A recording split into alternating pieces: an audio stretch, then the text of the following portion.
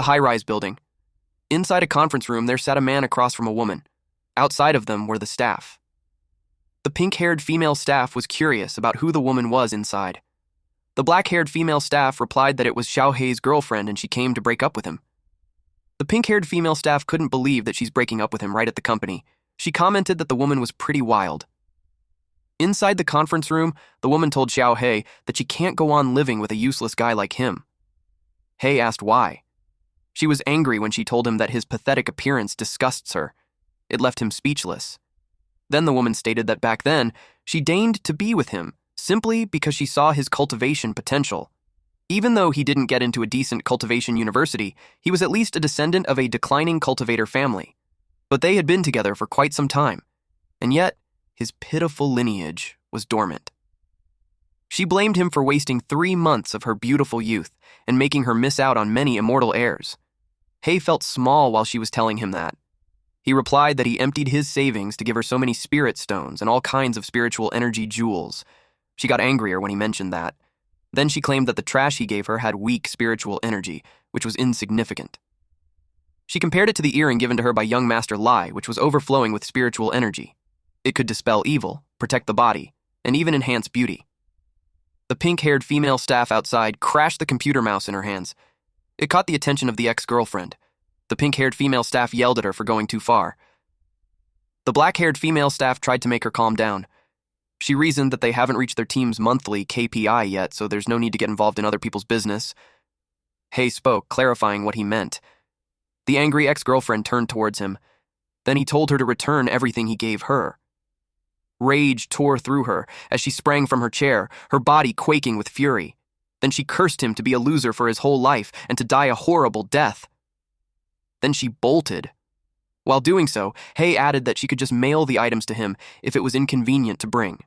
But she angrily replied that she would throw it in the river before giving them back to him. He asked which river because it would be a shame to throw them away. The pink-haired female staff finds him interesting. The black-haired female staff told her to stop staring and warned her that if she slacks off any longer, the manager would pop out of nowhere.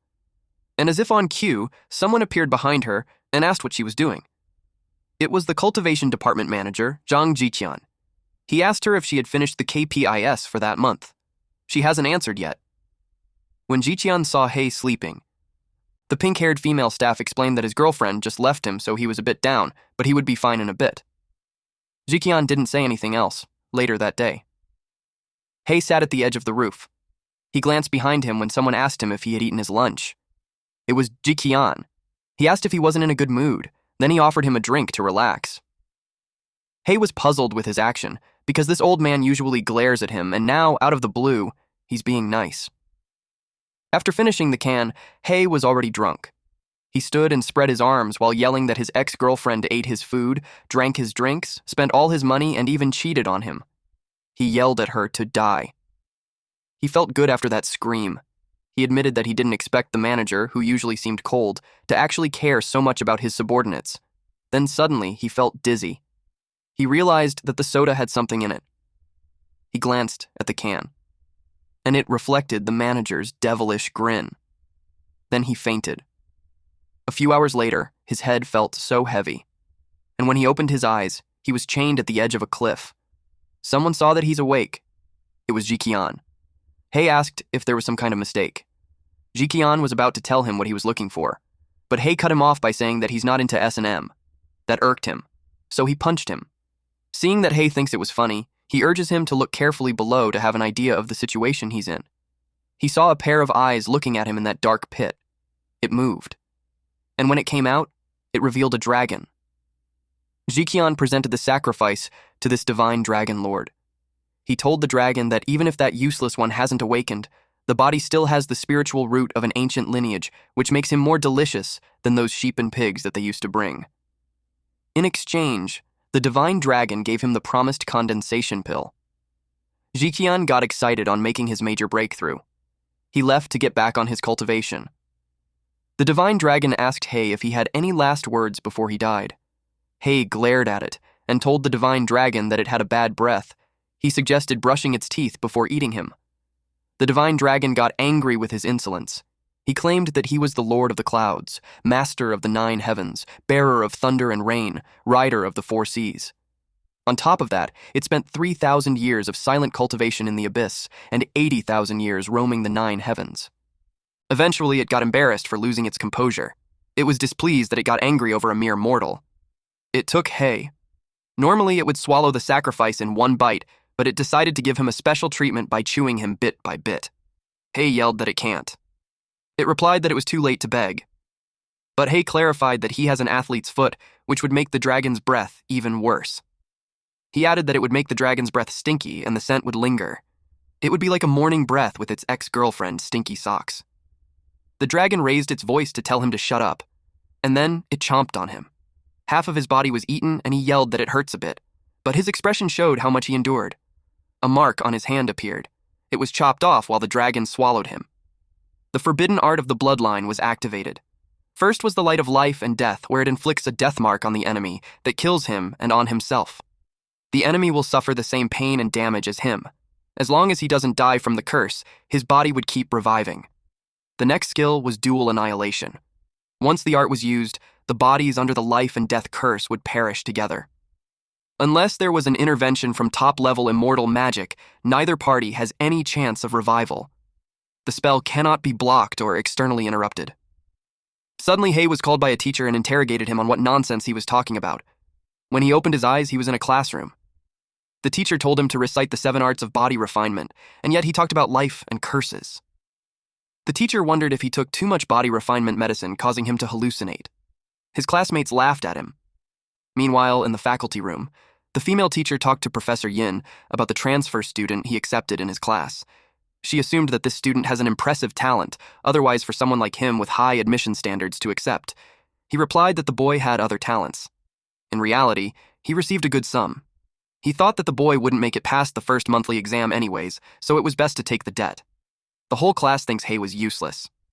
They continued to laugh at him. Hei was unbothered. In fact, he wondered what talent the heavens had given him.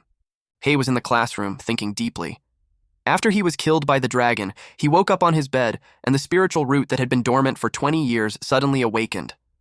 The words of his ex-girlfriend echoed in his head about him being the last descendant of a declining cultivator family.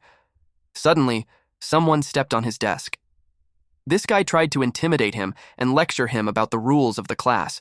He was told to hand him at least 1 bottle of body refinement pill, 1 bottle of Pei Yuan pills, and 1 dose of Guban potion once a week. Their classmates saw John Jabai educating a newbie again.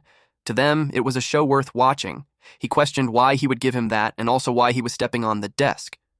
Jabai claimed that it was his territory, so he'll step on if he wants to, and besides, he usually jumps down from there, unlike those weaklings who only use the stairs.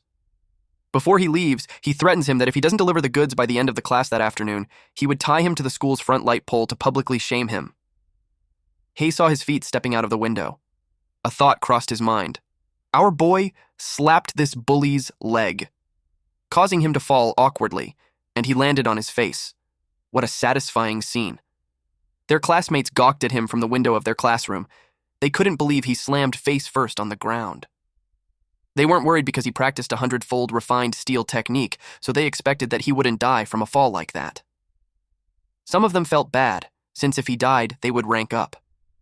He stayed on the ground for a few minutes, and when he got up, he told Hei not to leave because he would break his legs. The green-haired guy sitting in front of Hei told him he's screwed because Jabai was a well-known class bully, and he was never beaten. Also, his family was a powerful and influential academic cultivation clan in the city, and his body refinement technique has reached an insane level. He also shared that the last student who crossed him had his entire family broken and dead. He warned him that he can run but he can't hide. He also gave him a tip to avoid Guji Alley after class. It is where they usually wait to ambush people, but that path was unavoidable on Hei's way home. Later that dusk, Hei saw the sign of Guji Alley. Nearby, there were 3 men waiting. One of them asked their boss, Jabai, if it was really necessary for the 3 of them to take care of some trash transfer student. The other guy replied that the boss could crush that trash with just 1 hand, but it would be too lowly of him to do it personally, so they, the lackeys, would handle it. Jabai expected the little bastard was probably trembling with fear trying to figure out how to avoid the alley. But it doesn't matter, because he got people in every direction so he can't escape. The bald lackey gave him a thumbs up while complimenting him on planning things. Unexpectedly, Hay showed up, asking them who told them that he was going to hide. The bald guy turned around and saw Hay approaching them. They couldn't believe that he just walked into their trap. They assumed that since he can't escape anyway, he just decided to accept death obediently. Zhibai saw how this kid wasn't scared at all. He got curious about what he's planning. He started thinking that he could be the extremely rare type who hides their true strength and pretends to be weak to launch a surprise attack. Hay called them cowards for not even daring to corner someone at the school gate. Instead, they pick an alley far out just to ambush someone. He complained that it took a lot of effort to get there. He urged them to come at him. One of the lackeys got provoked. He kicked Hay, causing him to hit a wall and creating a wide dent to it. They didn't expect him to be so weak, especially when he showed up arrogantly. Zhibai confirmed that he was just a rookie, and he was just overthinking earlier. Hay fell on the ground with a bloodied face. The bully approached him and told him that it was a kick from the 5th level of body refinement, so Hay's internal organs had been injured and he wouldn't live long. Hay, despite his sorry state, replied that it didn't hurt at all. He couldn't even consider that a 5th refinement because it was soft and weak like some loser who had jerked off hundreds of times at night. The bully got triggered. He couldn't wait for him to stop breathing. He wanted to smash his head using his kicks. Blood had splattered. He was left confused. Zhibai and the bald guy were horrified to see his leg flew in front of them. Then, he fell on the ground, yelling loudly. His chopped leg continued to bleed, while Hay laughed at him for losing a leg. Unexpectedly, a woman appeared. She stood in front of Hay. Zhibai couldn't believe that she just showed up in a blink of an eye. Even when the woman's back was turned on them, the bald guy attacked. Zhibai yelled at him not to use lethal moves there because he would destroy the whole area. But he still did it and unleashed his attack, called Death by Purple Gold Club. It caused a huge explosion in the area. The idiot destroyed all the nearby residences. He expected his old man at home to blow up over the aftermath. Eventually, the smoke and dust subsided. The bald guy was left shocked. Even Zhibai's jaw dropped while his eyes widened. The club landed on the woman's head, but she was left unscathed. A few moments before the scene, on a floating island, under an old tree, there was the silver-haired woman and a white crane. They were playing Chinese checkers. The white crane asked this woman named Lord Divine Dragon on why she always appeared in human form. Divine Dragon didn't want to follow those broken rules of the Immortal Palace. She questioned why they would always appear in their original form. She stated that they would end up like the crane who had a human body and a bird's head. The crane was surprised. She asked if it was offended. The crane clarified that it was because she was bleeding. She thought it was a joke because the last time she bled was 100 years ago. She believed herself to be invincible, but to her surprise, blood gushed out. The crane panicked that it gushed harder. She immediately used a homeostasis spell. Then she left the crane. Before she headed down to the mortal realm, the crane reminded her to report to the Immortal Palace. She flew real fast. A mark appeared on her hand, and upon scanning using the divine sense, she learned that it was a death curse, and she can't dispel it even with her powers. She was aware that the life curse was tied to someone in the human world, and she must find that bastard. Back in the alley, a rectangular barrier was put up. Marks were drawn on the walls of it, and it covered the whole alley. Zhibai was impressed because she took a direct hit from a quasi-condensation realm attack without flinching. At the very moment of impact, she developed a defensive barrier, leaving the surrounding buildings completely unscathed. He could tell that the person's cultivation was far above him. Divine Dragon stated that she had not fought low-level cultivators in so long that she had forgotten how weak they all were. She also considered that Zhibai was weaker than when she first started. Zhibai yelled at his guy to quickly get away from her, but before the bald guy could do anything, his body was blown into pieces. Zhibai was horrified. His legs gave in, which made him fall on his butt. He asked how it happened when he didn't even see her attacking. He panicked when he saw her approaching him, especially that his legs already gave out. He knew he was doomed. Suddenly, Hay was being lifted in the air. She said that she was surprised to see someone she ate come back to life. With that statement, Hay confirmed that it was the dragon. She told him to hurry up and lift the curse from her, or else he would be a dead meat. He replied that he had no idea how to lift it. Because of his response, he was slammed repeatedly to the ground. She had done it with a powerful force that shattered the ground. She demanded him to lift it. Zhibai watched how scary she was, that when she snaps, she even targets her own allies. Suddenly, she coughed blood. It tainted the ground. She realized that the harder he beats him, the more hurt she gets, so it wasn't totally worth it. If it keeps up, they would fall into a boring loop. She decided to head back first to find a way to lift the curse, but Hei told her to stop. She noticed how he came back to life again. Internally, she complained how shameless the curse was. Hei brought up how she ate him like he was nothing.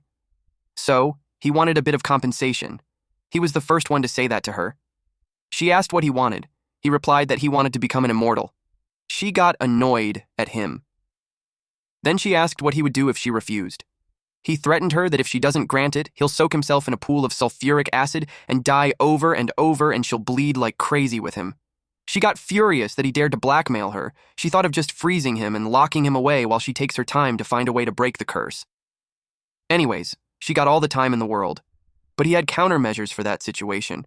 He taunted her to try. It angered her. A shadow formed beneath her, and it released red flames. Because of that, she threw him the book while telling him that reaching immortality in one step was impossible. The book was a basic cultivation manual to help him train slowly. She commented that it would suit someone talentless like him. Though it can't guarantee him immortality, it can at least get him into a good university, and he'll never worry about food or clothes again. The cover of the book says, "Advance Payment of Skills." Just from that alone, he could tell it would be an amazing technique. He agreed that improving his cultivation was the only real path forward. In her head, she called him an idiot. Nothing in the world comes for free, so until he gets rid of him for good, he'll drain every bit of him. Coincidentally, he was thinking of the same thing. Meanwhile, Zhibai was plastered on the wall in an attempt to hide his existence, but he saw her looking at her.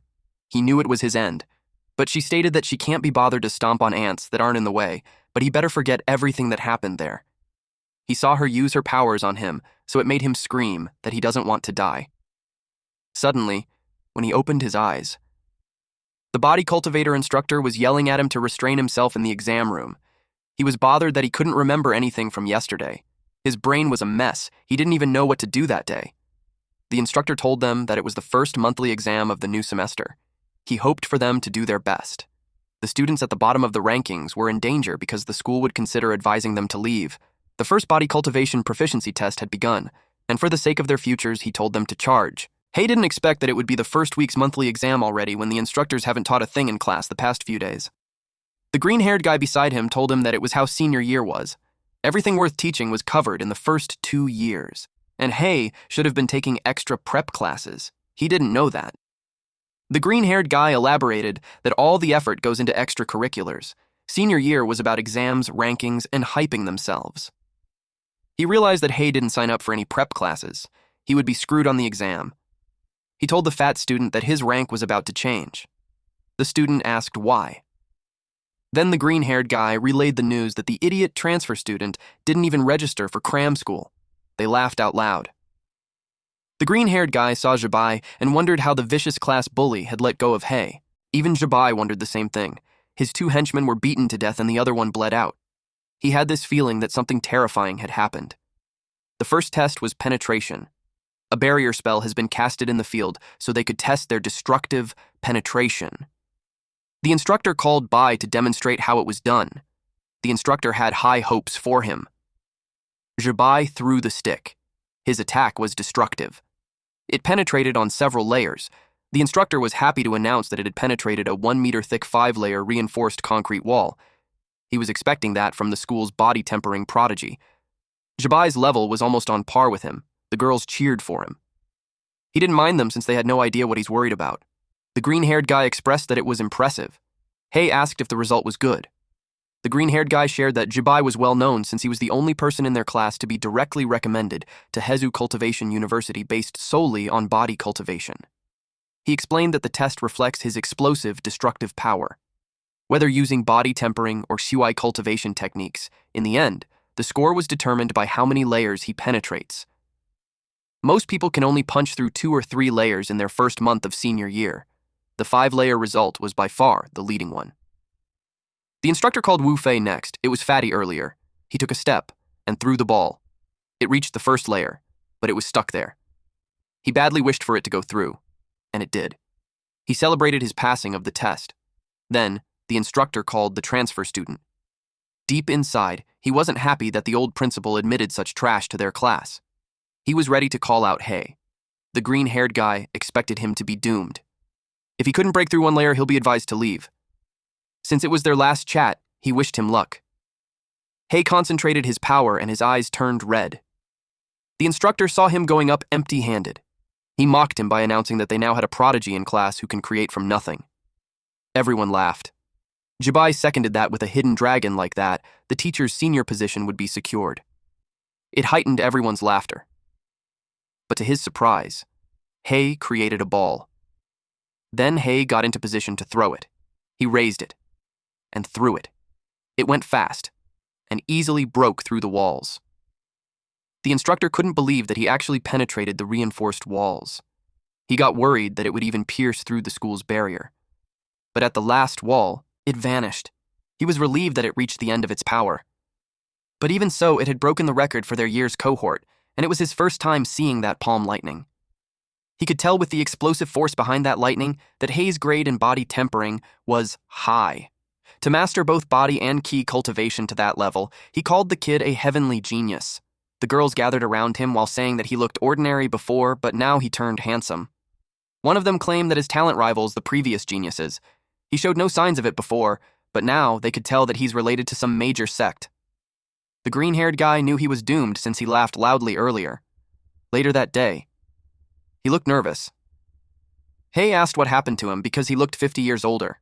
He expressed that he was blinded earlier, and told him that if he needed anything, he could just say the word. Hey said goodbye since he was in a hurry. He was gone in a flash. The green-haired guy was amazed how he rushed back to the train. He realized how outstanding people work harder than him. Hey ran as fast as he could. He was so annoyed. He had just confirmed that the stinking dragon had ill intentions. She slipped him a time bomb crappy manual. He was instructed to make up for the practice of the black nether palm lightning. If he didn't finish on time, penalties would apply, such as deduction on his cultivation and weakening of his bloodline, which would mean prohibitions. His timer ran at 11:05:56. Inside Hay's room. He rummaged through the shelves looking for a skill book. It was the one he bought online, but back then, he couldn't understand it, so he skipped it to the last few pages. He was dying to know the initial cultivation steps again. He couldn't order it again because the fastest it arrives would be the next day, which would be definitely late by then. Then he thought of just buying the ebook. He became too loud upon seeing how expensive it was. His neighbors downstairs complained about his yelling because they had to sleep early for the cultivation the next day. The first time he bought the book, he emptied his pockets, spending tens of thousands. To his surprise, the price had skyrocketed that much already. At this point, he only had 8 hours, 31 minutes, and 24 seconds. He was running out of time. And if he doesn't place the order at once, even a whole night might not be enough for training. But he already had a lot of expenses, like the 50,000 given to the old principal. Eventually, he still bought it at 200,000 yen, which brings his account balance to 3,372.29 yuan. Then, he went to the mountains where he practiced the basic breathing technique. With 3 hours, 44 minutes, and 3 seconds left, he practiced spiritual energy activation. The last 1 hour, 5 minutes, and 16 seconds was spent on move practice. He caused some explosions in the forest because of the holes he made through the trees and the rocks. He finished the cultivation process before the last 32 seconds were up. When he was done, he claimed that it was too easy. He didn't expect to feel dizzy and pass out. Meanwhile, at the floating island, specifically in the bathhouse, the steam covered the area.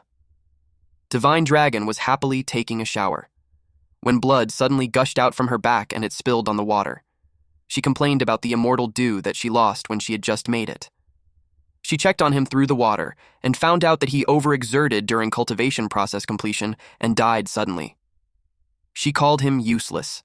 She only placed a slight restriction during the completion process, and it was already enough to knock him out. She had no choice but to heal him. 1 week ago, during the first day of the senior year, Jibai ranked in top 10 for the class placement test. The results were posted on a bulletin board.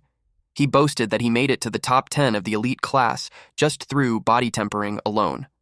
It made him look down on the top students. Then a girl beside him shouted, which startled him. She saw that Fatty wasn't the last anymore. Hai's name was there on the bottom. They had never heard of him, so they knew he was a transfer student. Jibai was eager to show the newbie how tough it gets around there. At the present time, Jibai saw that Hei had jumped 10 ranks from the last individual test. Hei was now at rank 33, One of his lackeys called him since it was about time for the test to start. They were at the gym. A student stood there scared. A palm hit his face, causing him to bleed. It was such a powerful hit that he fell and broke his neck. The instructor called the medic and told him to hurry to the infirmary because the kid might still be saved by Dr. Song's miracle hands. Hei asked the green-haired guy what kind of test was that. The student explained that it tests their palm strength and resistance to impact. And compared to last time's penetration test, this one was Jabai's specialty. Especially his proud iron-tempered steel technique, which reportedly no one in their grade could break through. Jabai faced the strongest palm strength student for that year, Zhao Yikai. He was eager to prove that he was stronger. Yokai was determined to make him pay for his arrogance. He used forged steel palm. It was such a destructive attack, it covered them in dust. Then he stated that iron-tempered steel was just overrated. But he was surprised. The dust subsided, and he saw Jabai still standing. Jabai mocked his technique. Then he hit him. Yokai was down, so the instructor called someone to bring him to the infirmary. Then he called the student named Wu. But Jabai suggested calling Hei first. Hei was surprised to hear about the open-source cultivation method and patented cultivation method. His classmate told him that cultivation methods fall into those two types. It was common sense, so it made him wonder which school Hei attended for 10th to 11th grade. He replied that it was Municipal Number 3 High School. Now it's no wonder he's lacking in foundational knowledge. It was a regular, non-immortal cultivation high school. This green-haired student explained to him that open-source cultivation methods were publicly available and anyone can practice. Patented cultivation methods were registered with the Immortal Cultivation Patent Bureau, so only the patent holder or authorized persons may practice them. Unauthorized practitioners of such methods may face legal consequences or even be exterminated. Like those two earlier, forged steel palm was open source and 100 refined steel was patented. But ordinary cultivators can't easily break through patents. Patented methods have higher thresholds and difficulty. The instructor administered basic maintenance spells to patch up the ruined court. Then he called Hei to come down. Hei and Jabai stood face to face. Jabai could feel his heart racing every time he saw him. He couldn't understand why, especially when he only lost one individual test. But if he could beat him, he could prove himself. Hei suggested that they just hit each other at the same time. It irked him, so he yelled at him not to get too arrogant. Hei used forged steel palm. Jabai wasn't impressed that he's trying to clash open-source methods with him. He used 100 refined steel. The instructor watched intently. Their palms landed on each other's face. But Jabai was blown away, and he crashed. When he hit the wall, the impact left a deep dent and a body-shaped hole in the earth. The crowd was struck speechless, frozen in shock. The instructor didn't expect that. Hei's opening move was the open-source forged steel palm, but the moment it hits Jabai, it was layered in 100 refined steel on top. Not to mention that the Zhang family's patented 100 refined steel has a high cultivation threshold and was difficult. It also made him wonder if Hei didn't fear the catastrophe from privately practicing a patented method. Hei suggested to the teacher to send Jabai to the infirmary because he seemed to be stuck on the wall and can't climb down on his own. He was confused when the teacher didn't answer. When he turned around, the teacher acted like a tame dog. Then this teacher asked him which master he trained with. He told him to come closer. Then he whispered that it was the Dragon Lord. Jabai woke up in the infirmary. He was angry at that bastard. Someone spoke beside him saying that the bastard looked familiar. It was Jixian. He took a closer look at Hei's picture and stated that he looked similar to someone he knew. Jabai asked if he knew him. Jixian hinted that he does. But internally, he reasoned to himself that there's no way Hei would have survived. It made him wonder if the Dragon Lord had shown mercy. He knew the next exam would be chemistry. He asked Jabai which topic they would focus on. Jabai responded that it would be poison-making and toxin testing. With a devilish grin on his face, Jixian told him that they would have fun at a car junkyard. Jabai practiced the forged steel palm training to its completion. He informed the boss that all the scrapped cars had been crushed. After that, the boss praised him for the great job and transferred the payment to his account. That boss didn't buy a scrap car crasher to save money, so he had the opportunity to earn while cultivating. The system instructed him to complete his 100 refined steel training soon. He had done 20 strikes and yet to receive 0-20 hits. He started thinking who he could fight that night to receive the hits. Out of the blue, someone appeared and asked if he was Hei. He replied that he's not. He justified that the man was the wrong person because his name was Yinjian. At that moment, the teacher from the class earlier sneezed. He finds it strange to catch a cold when he was just making a slideshow. The man yelled at him to stop pretending because he knew him. The young master Zhang sent him to teach him a lesson. This person was Zhang Zhixuan, with spiritual attraction realm in Tier 9. He approached him and told him that he should have said so earlier. He denied it because he thought he was a debt collector. He was up for the challenge. Zhixuan finds him strange for not fearing him when his cultivation was higher than his. With spiritual perception, he's at most just entering the spiritual attraction realm, so it made him consider if he was hiding his true cultivation. Without second thought, he punched him and made him fly to the opposite side. He charged again while thinking that He was just acting earlier, and it only took him a single punch. But when he was about to land on him, he was caught off guard. He stared at him and dared him to put more power into his attack. The forest erupted when they fought.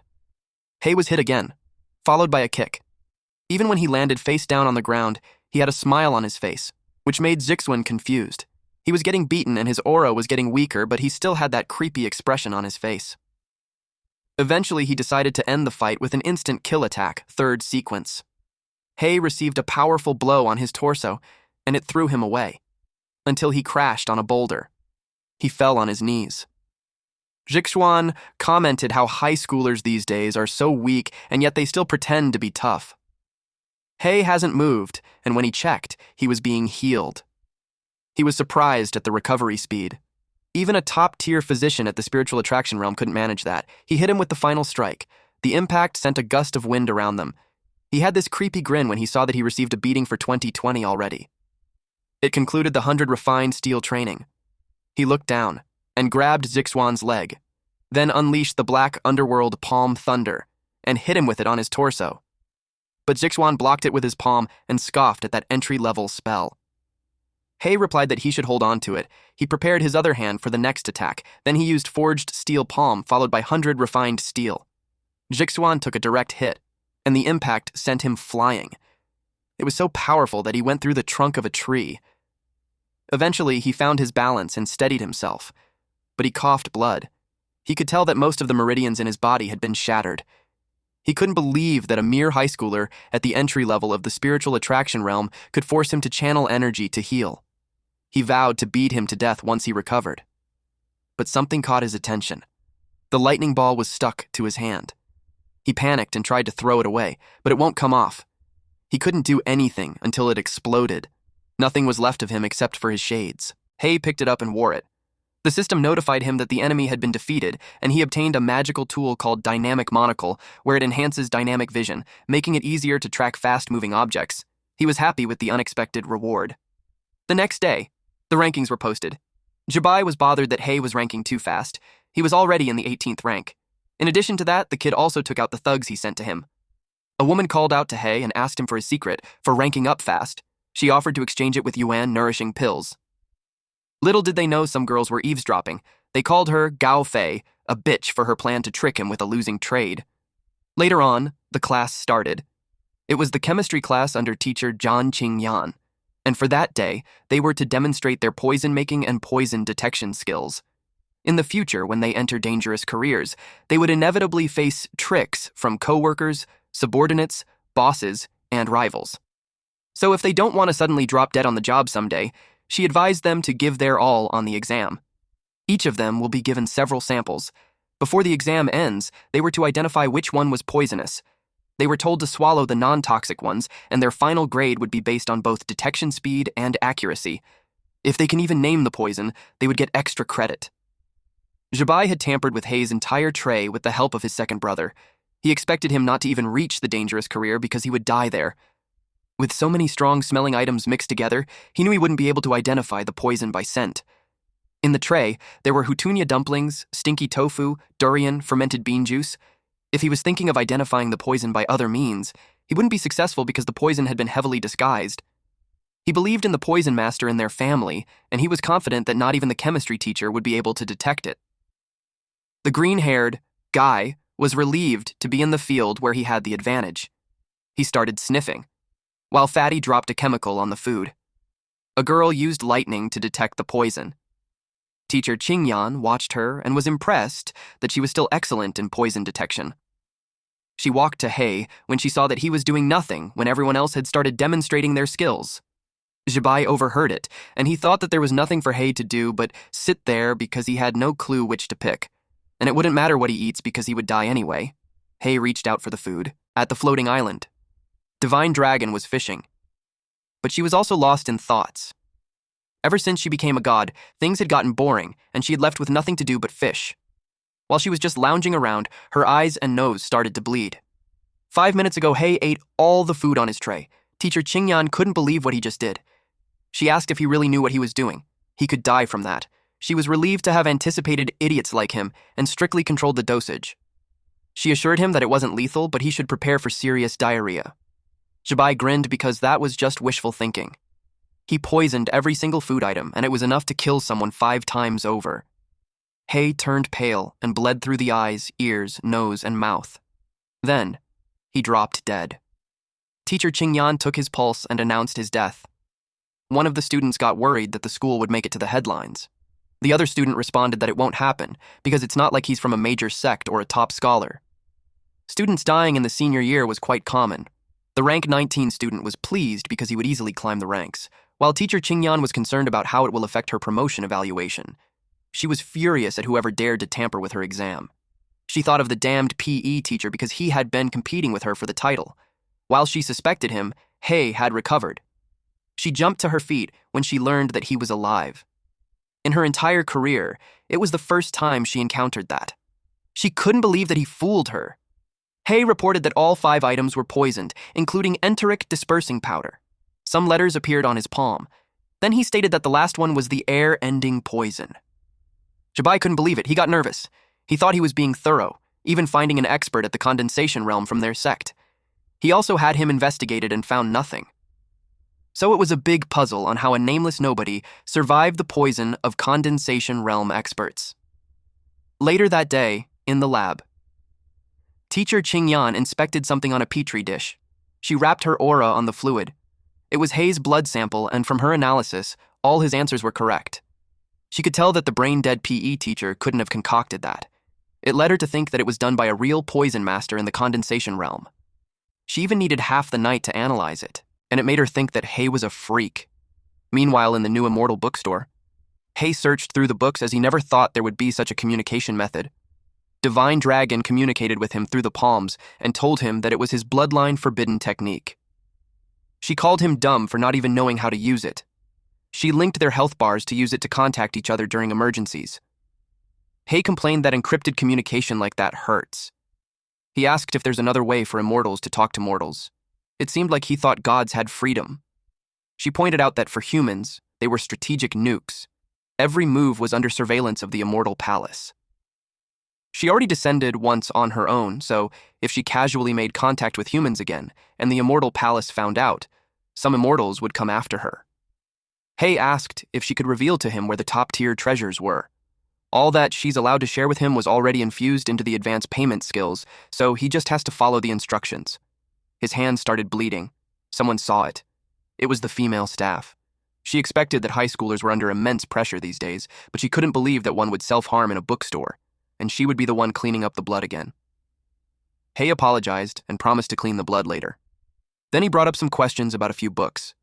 She asked him what kind of books. He shared that he's in senior year, and he wants to aim for the condensation realm. He wanted suggestions for some of the good prep books. There's still almost a year until college entrance exams, so she was a bit surprised that he's already preparing for the condensation realm. He asked her if the condensation realm was hard. She doubted if he's really a senior since he lacks the basic knowledge. She explained that if he can break through to the condensation realm during the college entrance exam, he's basically guaranteed acceptance. If he reaches it at once, he could apply for direct recommendation. She commented how kids these days have high ambitions but no grounding. She gave him 3 best-selling books. If he could grasp them, it would be great. He chose the Condensation Realm Cultivation Guide. He gave it to the counter. It was not from the staff's recommendation, so she was unimpressed that he didn't listen. He immediately scanned through it.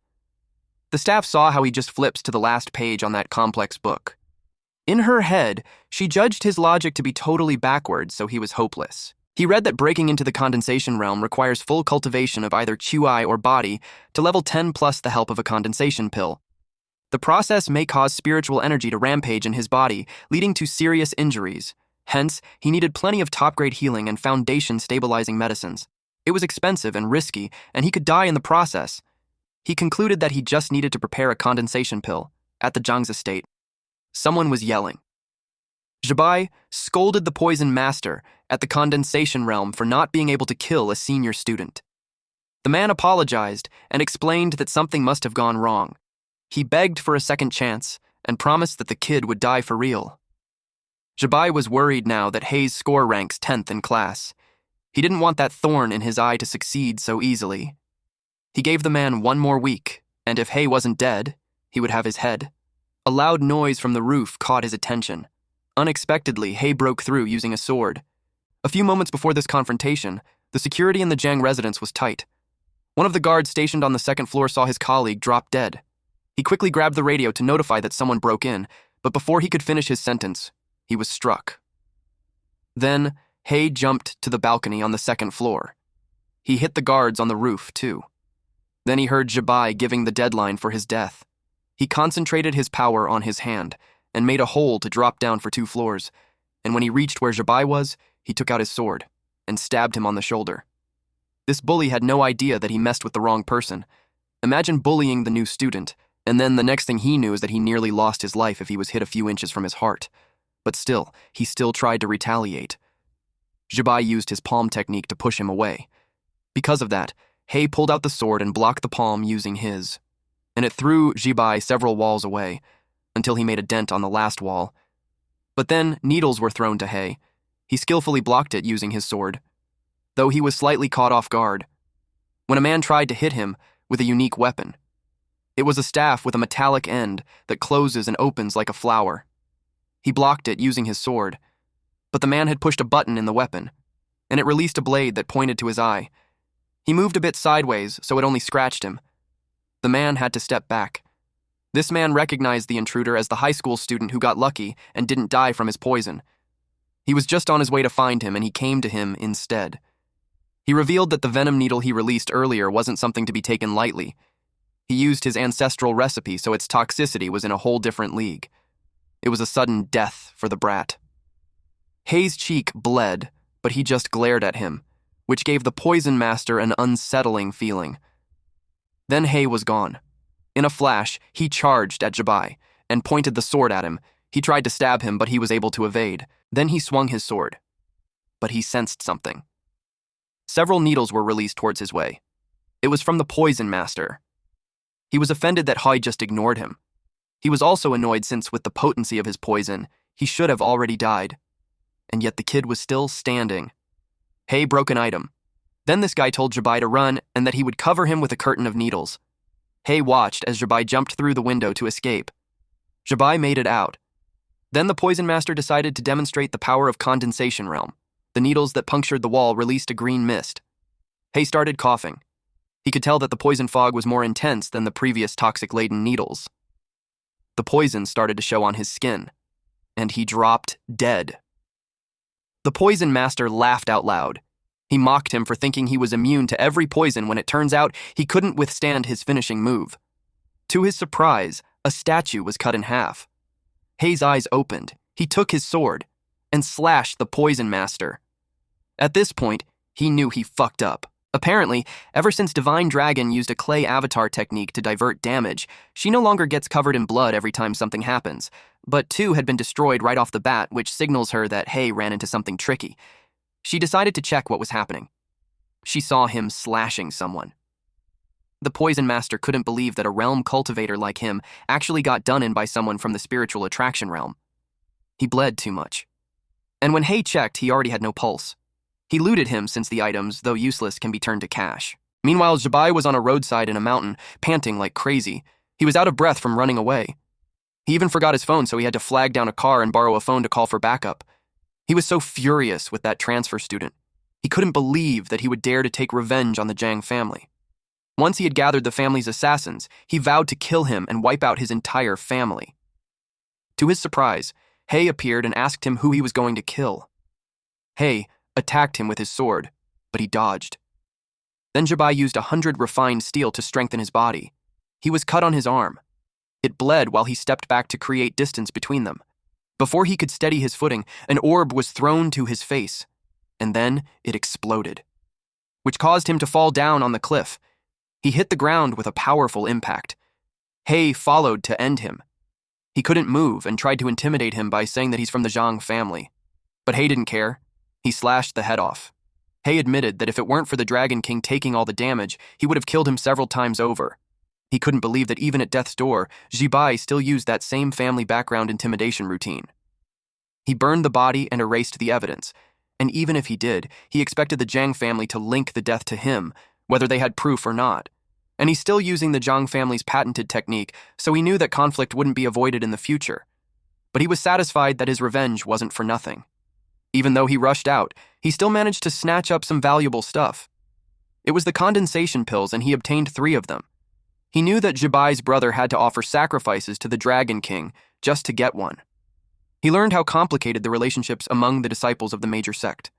He also grabbed some gold, silver, treasures, talismans, and standard-issue blades and such. He planned to sell them all later. The system detected the word sell and offered a sales system that they might like. Ever since he learned advanced payment skills, the system-like pop-ups started appearing. He assumed it was designed by the Stinky Dragon. And now it even became crazier with the e-commerce platform's big data and how it communicated to him. Then he realized he had to delete his browsing history fast. A wheel showed up in front of him and it had options like cultivation technique, magic artifact, etc. He clicked sell. The dynamic monocle, horizontal blade, poison lotus, gold bars, and all other junk were sold. His account has been credited with 1,054,178 yuan. Then the system lit up. The heaven opening blade was being sold for 1 million yuan. He wasn't happy that everything was sold for 1.05 million, and yet he was asked 1 million for a single premium blade. He remembered similar quality artifacts outside going for way cheaper. He claimed that it was a robbery. It's not that he couldn't afford it, it was just not worth it. He decided to check something else instead. There were pocket pants for 50,000 yuan. It was durable and tear-resistant pants. Both side pockets were spatial bags and can hold many items. He finds this one was pretty useful. He spent 100,000 yuan and was left with a remaining balance of 954,718 yuan. He checked out other items like boiling blood, a premium item that costs 600,000 yuan. With this, the more blood he loses, the stronger his attacks are. There was also a good item called Swift Eye Contact Lens, which costs 50,000 yuan. It enhances dynamic vision by 50%, making it easier to see fast-moving objects. Another good item was the anti-impact shirt for 100,000 yuan. The t-shirt was tougher than him, so he won't worry of his clothes tearing in battle. Then, there were the grip shoes for 200,000 yuan. It had super traction soles. When activated with spiritual power, it can adhere to surfaces. The actual effect depends on the user's cultivation. In total, he spent 950,000 yuan, which brings his remaining balance to 4,718 yuan. Which made him cry.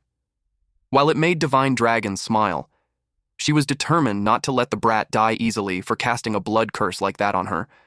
Someone called the Lord Dragon King. It was a cat, and it reported that they had found a way to break the human's blood curse.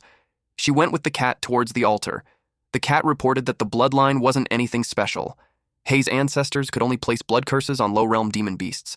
Those beasts couldn't even withstand the transferred damage, so his ancestors often died quickly in low-level fights. That's why no sects ever took an interest in his bloodline. He's always been a nobody in the mortal world. She asked how he was able to cast a blood curse on him when she's a celestial. She was the Dragon King. The cat speculated that it was because when she descended to the mortal realm, the Celestial Emperor's restriction spell forcibly downgraded her cultivation to a very low realm. Plus, the boy's intense will to survive at the moment greatly increased the upper limit of his blood curse. However, his curse still depends on his own cultivation level. A cultivator of the spiritual attraction realm can only tap into a very small portion of her health bar. Once that part runs out, he'll die. The magic circle was about ready. The cat instructed her to step into the center of the formation. The magic circles had formed above her, and then she cried at the immense pain from the thing coming out of her body. Meanwhile, on Earth, it was quiet. Hei was deep asleep, and that line had entered Hei's body. She saw that the blood curse had taken a very tangible form. She condensed her power into her hand and attempted to chop it off, but she got interrupted when someone knocked on her door. It was a messenger. He relayed that the celestial minister was inviting her. The cat was confused that the message wasn't sent via talisman, and instead, a personal envoy was sent. Divine Dragon was on guard since this visitor didn't come with good intentions. Divine Dragon stood in front of the throne, but it was empty. Suddenly, someone asked her if she wanted to sit there. A man appeared on the right side of the throne. He told her that the Celestial Emperor hasn't emerged in years, so the throne had been empty for ages, and there would be no harm with her sitting there for a bit. She scoffed and pointed out how every immortal knew that he was the most eager to sit there. She warned him not to play those kinds of mind games with her and got to the business why he called her there. He commented that she's still as hot-tempered as ever. Then he informed her the reason why he called her was because of her application for promotion to High Immortal. It was rejected. It made her angry because back then she gave up her territory and subordinates and agreed to join the Immortal Palace. It was precisely because he promised she would be promoted to High Immortal after 100 years. He explained that things were different now because tons of minor immortals were applying for promotion. So if they approve her basing only on a promise made centuries ago, the immortals would object. He suggested that she accumulates more merit and raise her cultivation level a bit more. She was gone before he could finish his sentence. The cat was surprised that she's back already. She was flying through the sky at an immense speed, and it was evident on her expression how furious she was. The cat knew that wasn't good. She was almost at the cliff. When she landed, it created a huge explosion. The impact could be felt in the whole forest. The cat fell headfirst on the rock. It asked if she's all right. She laid there on the rocks while she sarcastically replied that she feels fine aside from feeling restrained. The cat couldn't possibly believe she was restrained when she just shattered a whole mountain. Her free range was over, so it was time for her to push that mule harder. Meanwhile, in the human realm forest, Hay was training, and the bird near him was annoyed because it couldn't sleep. Eventually, the system notified him that the spirit attracting breathing technique had been completed. Now his foundation for charging into the condensation realm was even more solid. With that done, after the advance payment to the condensation realm, all elements should be in place, minus some essential follow-up cultivation. He activated his advanced cultivation condensation realm. Power surged through his body. The concentrated power shoots up to the sky. Smoke and dust filled the area. Eventually, it cleared up. His eye glowed red. With this condensation realm advancement prepaid, his body's strength, mana, max health points significantly increased, while divine sense was greatly enhanced. Comprehension ability was significantly boosted. He also unlocked condensation realm exclusive techniques, artifacts, and items. He was told to fulfill the conditions for the condensation realm, which were 1 condensation pill, 10 superior foundation stabilizing pills, 3 bottles of superior spiritual herb extract, and 10 layers of spirit attracting realm. He was surprised that that was it since he had everything already. It was easier than he thought, but he jinxed himself. The side quest showed up. It instructed him to clear the secret realm while suffering the hemorrhage curse within the time limit. After the mission, 30% of his cultivation and merit would be deducted as interest on the advance to the condensation realm. Later repayment would incur compound interest. He had no idea where this demon cave was. As if on cue, a red glow appeared. The magic circle was beneath him. He panicked since he wasn't prepared yet. As he fell, the 20-minute timer started. He complained how intense it was. Even more when he's falling on the spikes. He concentrated his energy on the hands and feet, so he could grip the wall. He slid at first, but was able to stop just an inch before his ass hit the tip of the spike. That was really close. He almost lost his life. Even though his health bar was thicker, getting hurt still hurts, and he also had no idea when the hemorrhage would hit. If he can help it, he'd rather avoid injury. A metal arm was released towards him. Luckily, he saw it. He drops down to evade it. As soon as he did, there was another spike, which he countered by slashing it in half. His speed, strength, and reflexes had all improved significantly. Although he didn't have the best knife that can cut iron, after mobilizing some magic power, a stone arm thicker than a waist can be cut off with one sword. Those were the benefits of improving basic cultivation. He saw an incoming attack. He had to move in zigzag motions upwards, as he aimed to leave the pit, but a hand blocked the exit. He was ambushed from the front and back. He used Black Nether Fistcore Thunder and smashed everything. After that, his timer was at 17 minutes 36 seconds. A rock in human form appeared from the ground. Several of them had shown up. They looked like a rock and a human-shaped warrior with a hammer as a weapon. He didn't have much time to deal with them because of the time limit, and he started hemorrhaging. While he was down on his knees, the rock soldier raised its hammer. The rock soldier swung its hammer, and it hit something. It was a hand which Hei created through an advanced payment skill, Stone Golem. Since he was experiencing massive blood loss, it activated boiling blood, which increased his attack power. Then he split the rock soldier in half using his dagger. The system instructed him to complete the Stone Golem's training. He had to control the golem to use different attack techniques against enemies. His progress was at 0/5. He released a golem hand to defeat all those rock soldiers. He crushed it, and others were punched using his golem hand. The golem hand was raised in the air. Meanwhile, in another setting, Jiqian slapped a chained woman to wake her up. The woman came back to her senses. She was in front of a creepy altar. She just drank a soda, so she had no idea how she woke up in a place like that.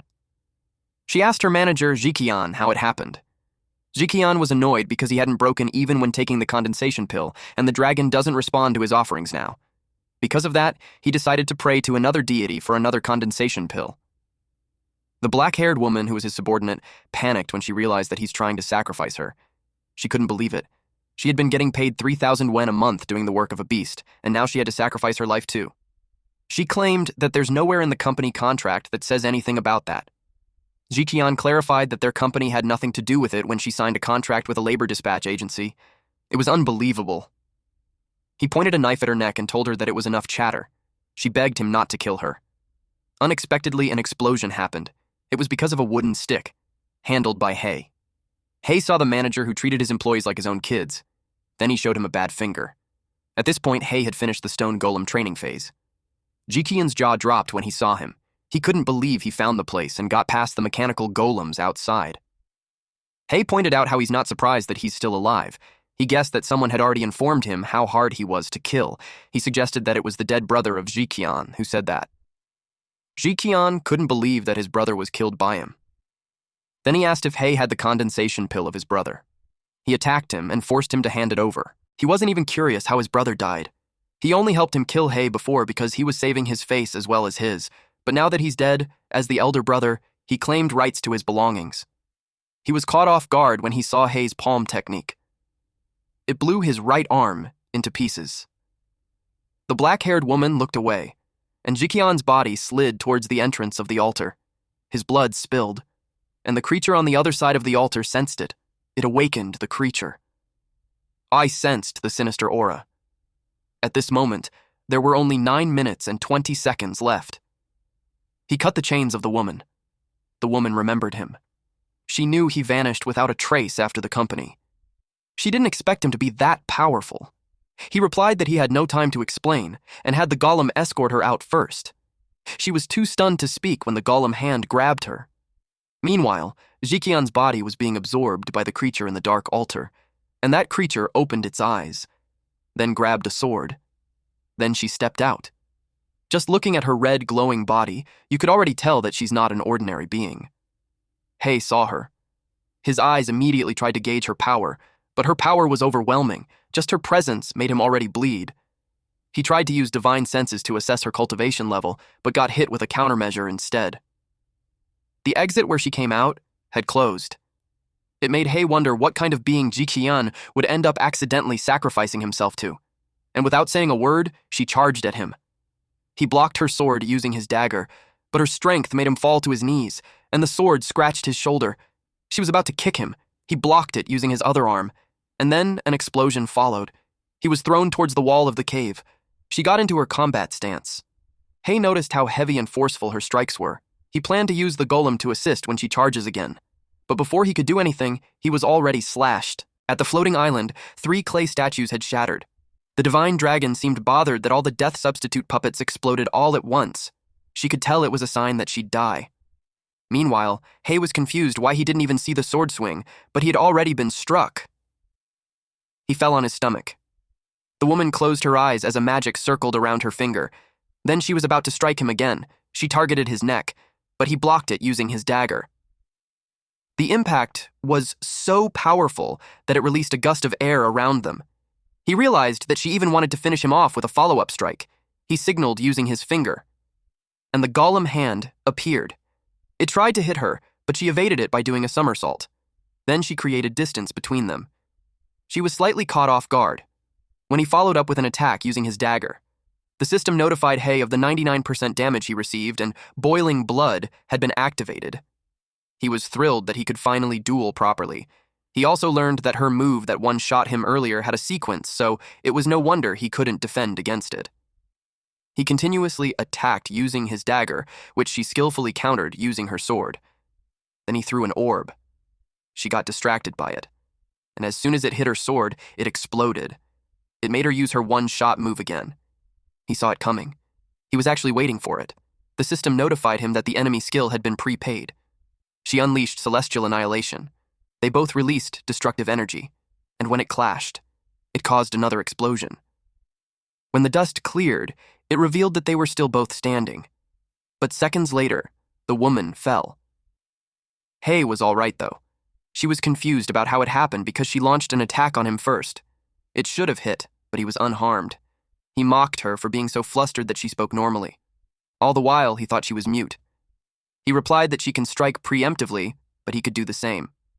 At first, he wanted to prepare a defense against the final outcome of her attack, but he couldn't. It seemed like it required a much higher cultivation level.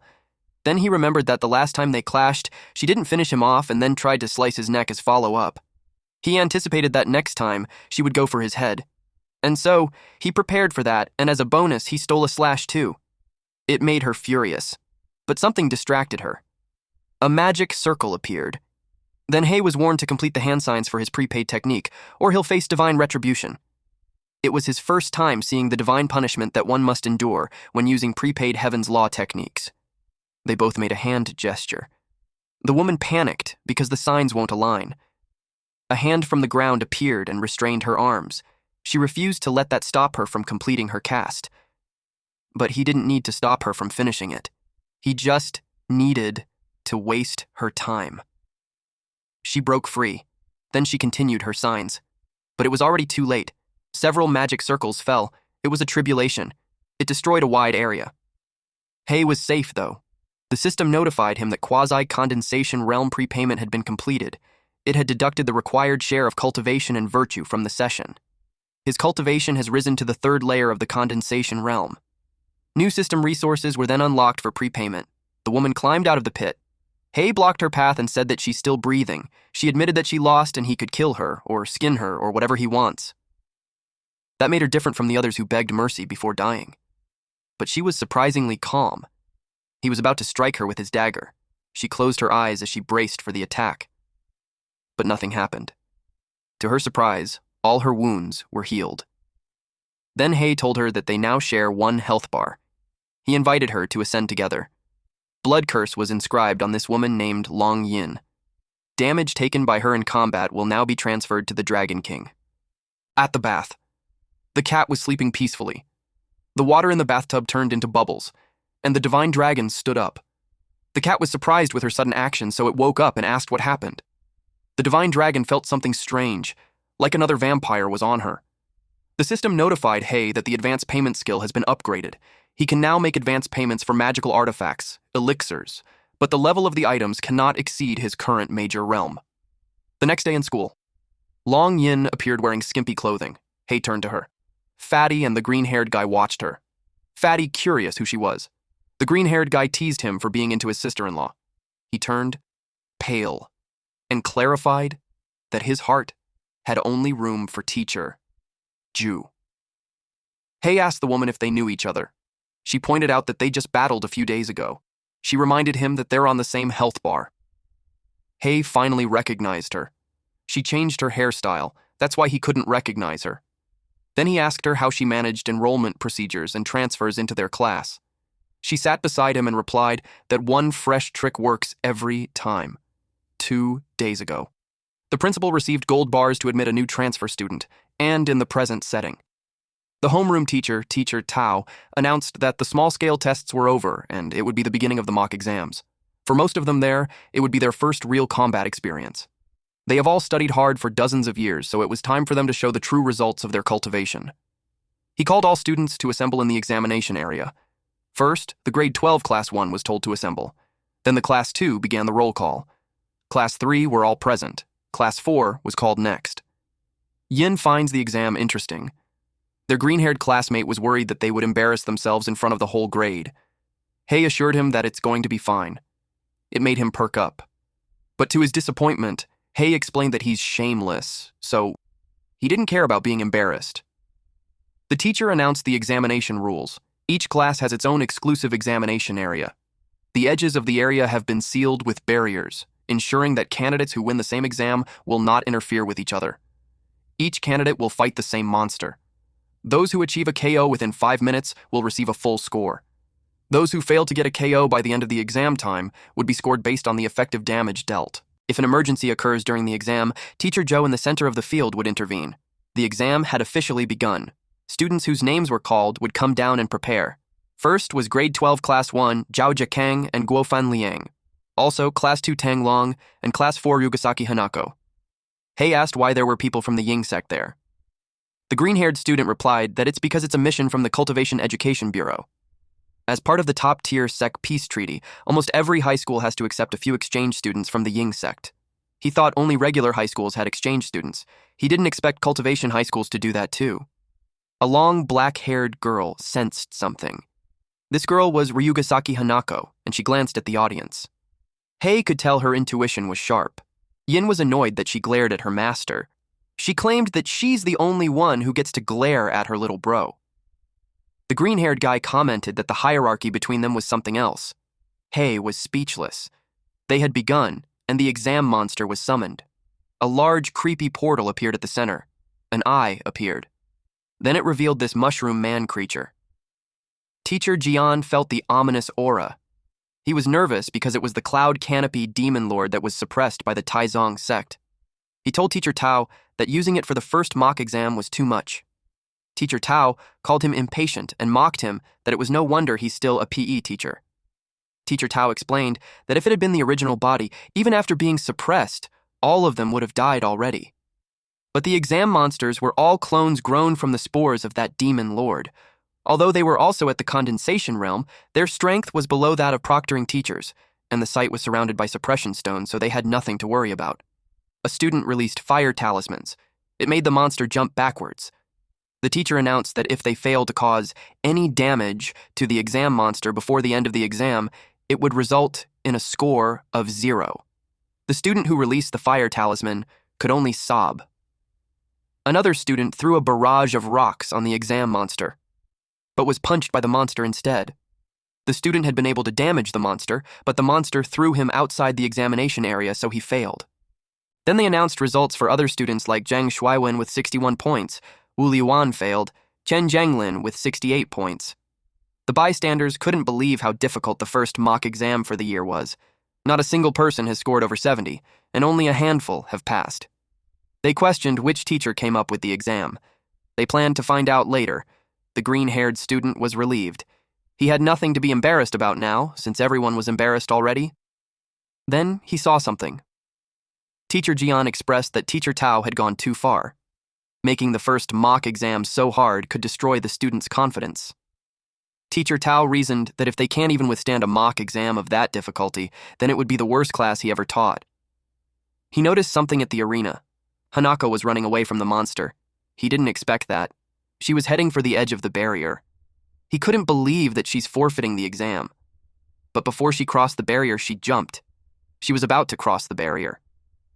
But she did not. Instead, she used it to steady herself and to gain more momentum as she prepared for her attack.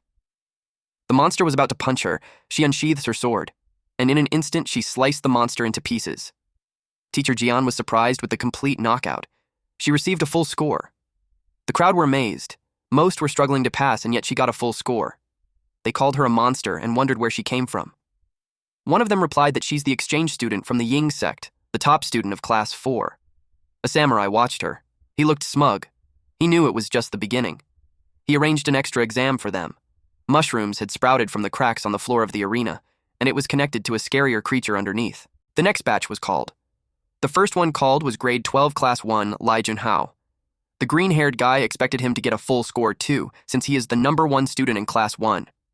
He noticed Hei moving his hand, so he asked what he's gesturing at. Hei knew he couldn't see the system prize wheel, so he simply replied that he's just waving off some mosquitoes. He didn't care about who's number one, he only cared about what good magical artifacts he can get an advance payment on. Meanwhile, the fangirls cheered for Junhao. Junhao was confident to kill the exam monsters. He was eager to prove that there was no difference in level even between two number ones. Black mist appeared in the area. The mushroom monster emitted the mist. Teacher Tao had no idea who came up with that kind of monster. Junhao was confident that even when it changed its form, he would still instantly kill it. Several writing appeared on his fist when he clenched it.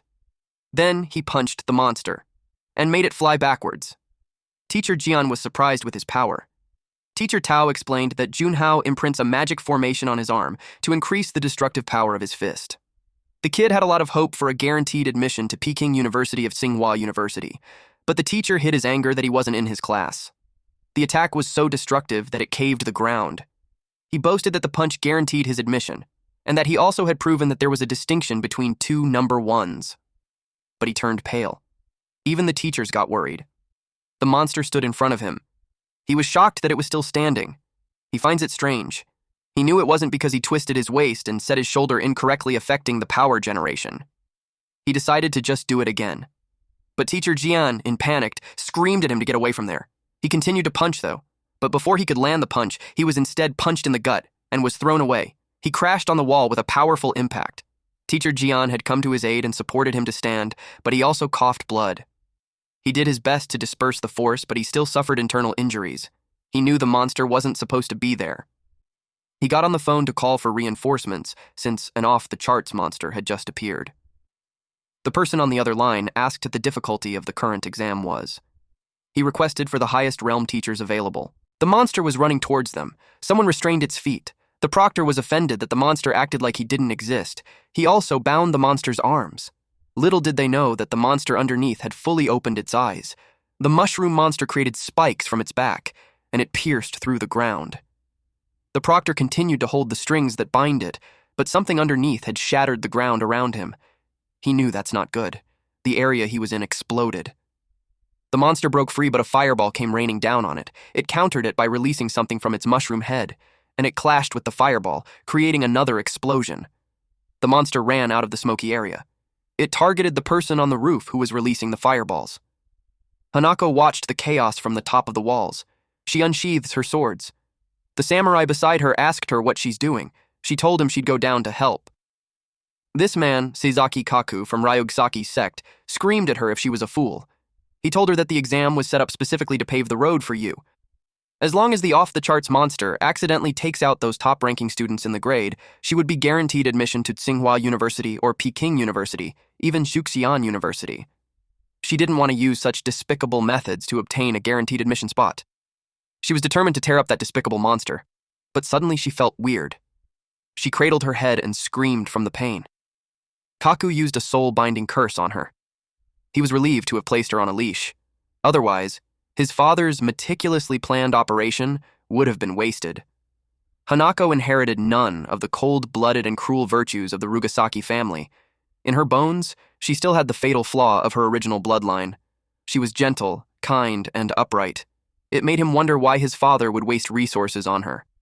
He got distracted when an explosion happened on the top of the building. Teacher Tao was thrown out. He realized that the monster was at least at the 5th layer of the condensation realm. He questioned who on earth issued that exam monster. He activated a body protecting an astral shield.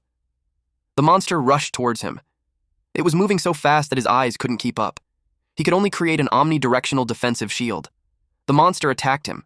It made a crack on the shield, and eventually shattering it and grabbing Teacher Tao by the neck. It had this huge grin on its face. The teacher had drooled and his eyes turned white as the monster choked him. But someone intervened and cut the arm of the monster into pieces. And of course, it was none other than our boy. 15 minutes ago. The green-haired student trembled beside Hei after seeing the monster. Hei could tell that the guy had been intimidated by the demonic aura. He didn't expect that those at the condensation realm would be so easily frightened by the demonic aura. And the cultivation level of this monster was at the 7th layer of the condensation realm. Yin was able to determine that, so he was impressed at how sharp she can be. But she clarified that it was her body. It sensed the powerful opponent and was getting agitated. It is what had told her what class of opponent that is. Hei pressed on his wheel again. He set up a barrier around the perimeter so it won't be easy for that monster to escape.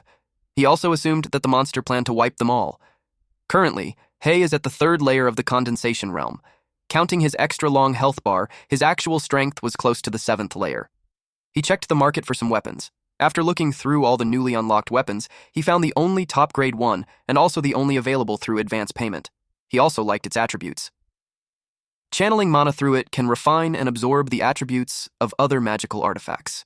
The realm of the refined artifact cannot be higher than the weapon's current realm. He could also channel mana to make the weapon absorb his techniques and release them. He acquired this Cloud Ruin guide through advance payment. He placed it beside his dagger. Then he informed Yin that after he went down, she had to stay up there as a precaution. He had a feeling that the bonus monster would bring out another bonus monster. Yin agreed, though she inquired if those teachers couldn't take care of those monsters. Hei could tell she had a natural instinct for the strong ones, but not for the not-so-strong. So, he explained that those few teachers were all at the 1st layer of the condensation realm. Only the homeroom teacher, Tao, was at the 5th layer. If Tao was able to prepare and set up a formation in advance, he would barely manage. But in a sudden encounter, he was at a huge disadvantage. And it was exactly what he was good at. The refinement of the weapon has been completed, and it has obtained the boiling blood attribute. Tao was already choking when Hei came to save him. Teacher Tao was surprised to see his transfer student. Hei told him that there's a barrier on the outer side of the wall blocking the student's escape route, so he requested him to find a way to break it while he deals with the monster. Tao was passionate about his role of being a teacher and a role model for educators. He stepped back, determined to protect his students. The monster listened to him while spores appeared on the side of its neck, and its arm had regenerated. Hei noticed how fast it healed. It looks brand new in a blink of an eye. He assumed that this was a trait of fungus-type monsters, but then the monster charged at him. He used his sword to block it. He noticed how its fist got harder. Then it was about to punch him using the other hand. He was able to learn that it was compressing the demonic aura on the surface of its fist to increase hardness. It prepared for another punch. It was powerful enough to send Hei flying. Fortunately, he was able to stop himself from crashing on the wall. But in a blink of an eye, the monster was beside him already. It raised its fist again. Then it punched him. The explosion made it hard for them to see. Teacher Jian was worried that the transfer student was going to die. Teacher Tao then suggested he go down and save him. He was left speechless. Teacher Tao knew that Teacher Jian had always hid himself from the distance, so Teacher Jian saving the #1 student made him certain that the student's family had a word with him. Otherwise, he would have never gone down there to save him. Teacher Jian's silence had confirmed that. Teacher Tao admitted that the transfer student's courage was commendable, but there's nothing they could do. No one in there could solve the problem. They would be lucky if they can just break the barrier before that friend comes up there. The mushroom continuously punched the area where Hei would have been. Teacher Jian couldn't take how tragic it was. Hei would probably have been beaten to pulp already. The monster looked like it was enjoying itself when Hei grabbed its fist to stop it. Both Teacher Jian and the monster were surprised. The boiling blood effect had activated, so it was now Hei's turn. He hit the monster using his sword and sent it flying to the other side of the arena. The monster got up on its knees. Then it saw a light from the sky. It was Hei's sword. At the last minute, the monster caught it with its palms. Then Hei activated the Dark Sword Heart Thunder. The tip of the blade released a dark orb that was just a few inches away from the monster's face. Then it exploded. Only a foot was left from the monster. Its spores spread. Teacher Jian was amazed that he took it down in just one hit. But Hei sensed something. He looked at the sky and saw another monster there. It was almost the same monster, except this one had a large eye on the mushroom cap, and the mushroom cap spinned away from its head. Then the mushroom cap released some spikes. It formed into a missile and rained down on Hei. Hei braced himself for the incoming attack. The monster showered them with missiles. All of the other students panicked and ran. There was a barrier outside, so they had to run in any direction. Hei made a hand gesture. To activate the stolen golem shield formation. The students were worried since the area of effect was wide. There was no way they could escape. One of them was about to be hit. It exploded near the student's face. It was a huge explosion, and it created a domino effect. The other missiles exploded simultaneously. The student braced himself, but to his surprise, he was safe. They celebrated that they're still alive. At the same time, they were curious on who set up such a large-scale defensive formation. It was a massive formation that drained so much magical power and cultivation. They already knew that person would be one of the top students for that year. The shield was all over the place. Yin realized that Hei wasn't ruthless enough. He actually saved his classmates, even when there's no need to save those with bad grades. And those top students, when they take the Cultivation University exams, they would target him. Hei's magical power was almost depleted, but he assumed it was the same for the mushroom cap in the sky. It disintegrated, the monster grits its teeth, and then it disappeared. It showed up beside Hei. Hei immediately kicked his sword towards him, and jumped before the monster landed its punch. He created a distance between them. But in a blink of an eye, the monster was already behind him. He countered its punch using his sword. His sword emits black static, and he swung it again. It beheaded the monster, and made its body step back. In no time, the head regenerated, and it was good as brand new. After Hei applied lightning magic on the blade, he could cut off its head easily. But its head can regenerate, which means the vital point wasn't the head. He suspected it was hidden in the torso. The monster unzips its face. It revealed an eye at the center of the forehead. In a flash, it was gone. Hei noticed how it got faster again, but he saw where it appeared and attacked there. The monster ducked and punched him on the side. It sent him flying while coughing blood. Then the monster circled around him at lightning speed. It was so fast that it created an afterimage, and it continued to circle around him. Even so, Hei had been able to skillfully block its attacks. It punches continuously. Hei had been hit on several parts of his body, but he stood strong. Teacher Jian was slightly disappointed that he was on the losing end after all. He really thought the transfer student could turn tables. Teacher Tao emphasized that it was hopeless in the first place. There was no way for the student to win with such a huge power gap. But still, for a transfer student to fight even with a clear disadvantage, he was impressive. The raw power could rank him in the top 10 of the year. Yin watched the continuous exchange of blows. She was getting impatient that he's not using the move he used to beat her. Hei was pushed back. The monster was so fast that it was hard for him to keep up, especially the burst of speed right before it attacks. Even if he defends with all his might, he can only block a small part of it. He had 150% damage, so the boiling blood had been activated. He assumed his combat stance. And charges forward. He raised his sword. Teacher Jian was confused since he had taken a stance but wasn't moving. He thought he gave up. But then Hei released a skill called the Heavenly Law of Annihilation. The power even shot up to where Teacher Jian was. It also broke the barrier. Teacher Tao was surprised that the barrier shattered easily when he couldn't break even with all his efforts. It made him feel unworthy of being a teacher and thought of just quitting. The monster's body was gone. Hei acquired a durian fiend core. After a period of cultivation and growth, it can be controlled by a beastmaster to assist in combat. The system urged him to complete the ritual process for the Heavenly Law of Annihilation.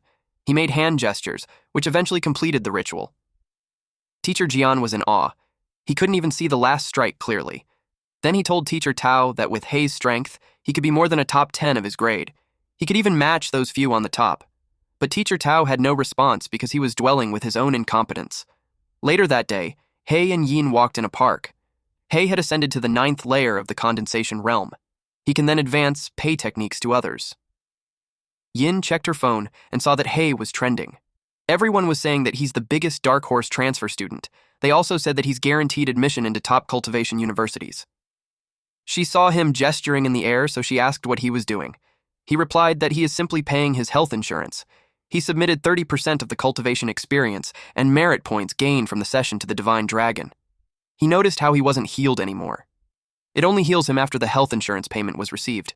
He noticed that she had changed. The payment towards her was blocked by a dark cloud. He watched intently. As the black cloud covered the sky, it covered the wide area around them. It was the black abyss forbidden domain. They wouldn't be able to get in or out, and the inside and outside were invisible to each other. The formation was usually set up when someone wanted to kill a witness to silence them. A kunai was thrown at them. Hei blocked it using his hand golem, but the kunai was encrypted, so it exploded upon contact. Yin made some distance, but she got stuck in a puddle of dark liquid. It engulfed her. He watched the smoke clear. He was amused with the technique they did. They had imprinted a small-scale explosion formation onto a kunai and used an incessant battle mansion technique to drag a disciple inside. Hanako charged at him. She swung her sword and he blocked it using his sword. She swung it again. It hit his hand. But he saw that she used the back of her sword. Then he dropped his sword. Hanako jumped and created distance between them. He asked her if she did the whole maneuver just to snatch his weapon. She replied that her father ordered him to kill since he's a competitor towards her path to higher education. But she doesn't like doing things that way, so she planned to take his weapon and report back that he's dead, on the condition that he leaves the country and gives up any thoughts of college entrance exams. Otherwise, as long as he appears in school and in top rank, the people from the Ying sect won't let him go. Her sword glowed. The system informed Hei that the post-payment mission for the Weapon Cloud Ruin Guide has been triggered. A battle of supremacy then commenced. Both of them started being enveloped by a dark smoke. She asked him what was happening. She jumped and settled on a branch. Her eyes widened. When she saw a different place, she jumped to the roof. She was puzzled how she ended up there. Hai explained that it was the realm of past reflections. It was a secret realm where one can only view past memories but cannot interfere with them. The blade was advanced and it connected to her, so she immediately triggered the post-payment mission after taking it. The post-payment mission forcibly pulled them into the realm of past reflections. She saw that the stolen blade had disappeared from her hands. He told her that the original body of the advanced paid blade should still be in the secret realm. If they don't find it, the blade would not return to his hand. They heard someone singing. The song was familiar to her. She saw someone running towards the house. It was Hanako when she was still younger. Once she reached the door, she announced to her dad that she had arrived home. Her eyes widened in shock. Everyone inside was dead. She cried out to her big sisters and brothers. She saw her mom with a sword on her torso. Then someone noticed her. It was the senior brother. She was confused why he's wearing the clothes of the Ying sect. She asked him what he was doing.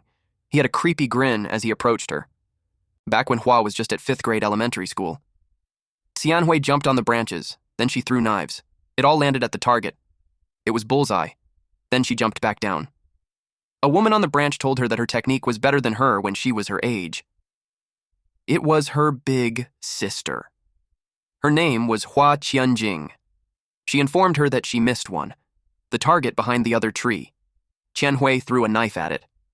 Qianjing was surprised at what she did. She threw a second knife to make the first one change direction mid-air. Then the knife hit the target. She released another knife, and it hit the tree. The impact was so powerful that it created a hole. Qianjing took a closer look. It was unbelievable. Qianhui forced the knife from behind. She wanted to know if she hit the mark or not. Qianjing informed her that she passed, and since it was getting late, they decided to go back. Qianhui informed her dad that they're back home. Her dad pats her head and asks how her practice was. She shared that she hit all the targets, even the one from behind the big tree. While they were conversing, someone slashed wood. It was Hua Zheng of the Hua clan. She noticed how his blade techniques had improved again. Qianjing asked their dad if he was really going to teach him the family's iron wall blade technique. Their dad admitted that he was considering it. Although the boy was not from their lineage, he had been with them for 3 years. And from his observations over the past few years, he was very polite and simple-hearted. Zheng would bring him some tea, and works hard even through pain and exhaustion. He was also honest and took accountability, so the master thinks he was a good disciple. Until the sword passed through the chair. As the master was stabbed right at the center of his chest, he asked why Zheng would do that. Zheng replied that he was never one of them. He revealed that he was born into the Ying clan, changed his name, and hid there for 6 years just to learn their family's iron wall blade technique. Now that he had mastered it, it was natural for him to annihilate the entire clan.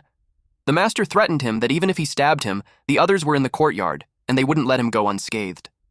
Someone grabbed on the door. It was Qianjing. She tried her best to walk towards her dad, even when she was injured in the chest. But it didn't last long. He trembled when he saw his daughter die in front of him. He got furious. The beast actually poisoned his family. Zheng replied that the Ying clan had always followed the principle of learn a move, destroy a clan. He finds it a pity that his youngest daughter isn't home yet from school. He was optimistic about her talent, but, as if on cue, she announced that she was back. The master begged him to spare his little daughter. Zheng told him not to worry, since Qianhui's spiritual root was of high quality. He planned to erase her memories and adopt her as his daughter. But he won't let the master keep waiting too long. Once Qianhui entered university, he planned to seize her spiritual root and reunite the real father and daughter. By the time he finished talking, the master was already gone. Anjung greeted Qianhui at the entrance. He told her that he got bored waiting, so he killed her family to pass time. She dropped her bag and vowed to kill him. She threw knives at him, but he just stood there. Then he blocked those knives using his sword. He identified that she used the omnidirectional flying dagger techniques. It specialized in hitting the blind spot, and Qianhui was the best at it in their clan. But to him, who had already mastered the iron wall blade technique, it was completely useless. A dagger hit the roof, and one of the daggers was an inch away from Zheng's eyes. But then he grabbed her by the neck, and then shoved her down with such power that she lost consciousness. Then he activated the heart-bewitching curse, and from then on she became his daughter and was named as Ryugasaki Hanako. He planned to bring him to the Ying clan and train her well until the day comes. When she woke up, she called him father. Then Zheng started a fire and burned the whole house. They left after that. At the present time, Hanako watched the whole building burn. She stood there in daze. Then she felt this resentment and anger towards Zheng. Hei reminded her that she can't interfere, but she was already gone. She wields her sword to kill him, but when her sword made contact, it shattered. Zheng, who was walking away, sensed it a little. The young Hanako asked her father what was wrong, but he replied it was nothing. He just thought someone was approaching. Then they continued to walk away. Once they got back, he would arrange someone to teach her the Eastern tongue. The present Hanako trembled. She sobbed loudly. She felt betrayed by the person she was calling father. The system notified Hei that the scene had changed. The realm of past reflections had changed to an interactive, tangible scene. They were instructed to find the key item, Cloud Ruin Guide. Hei paid attention to the notification. After that, they walked into the burnt house to see what they could find. She can take it back as a memento. Her divine sense detected something there, but it was buried very deep. Hei helped her dig it out. He used the golem hand and had retrieved the items.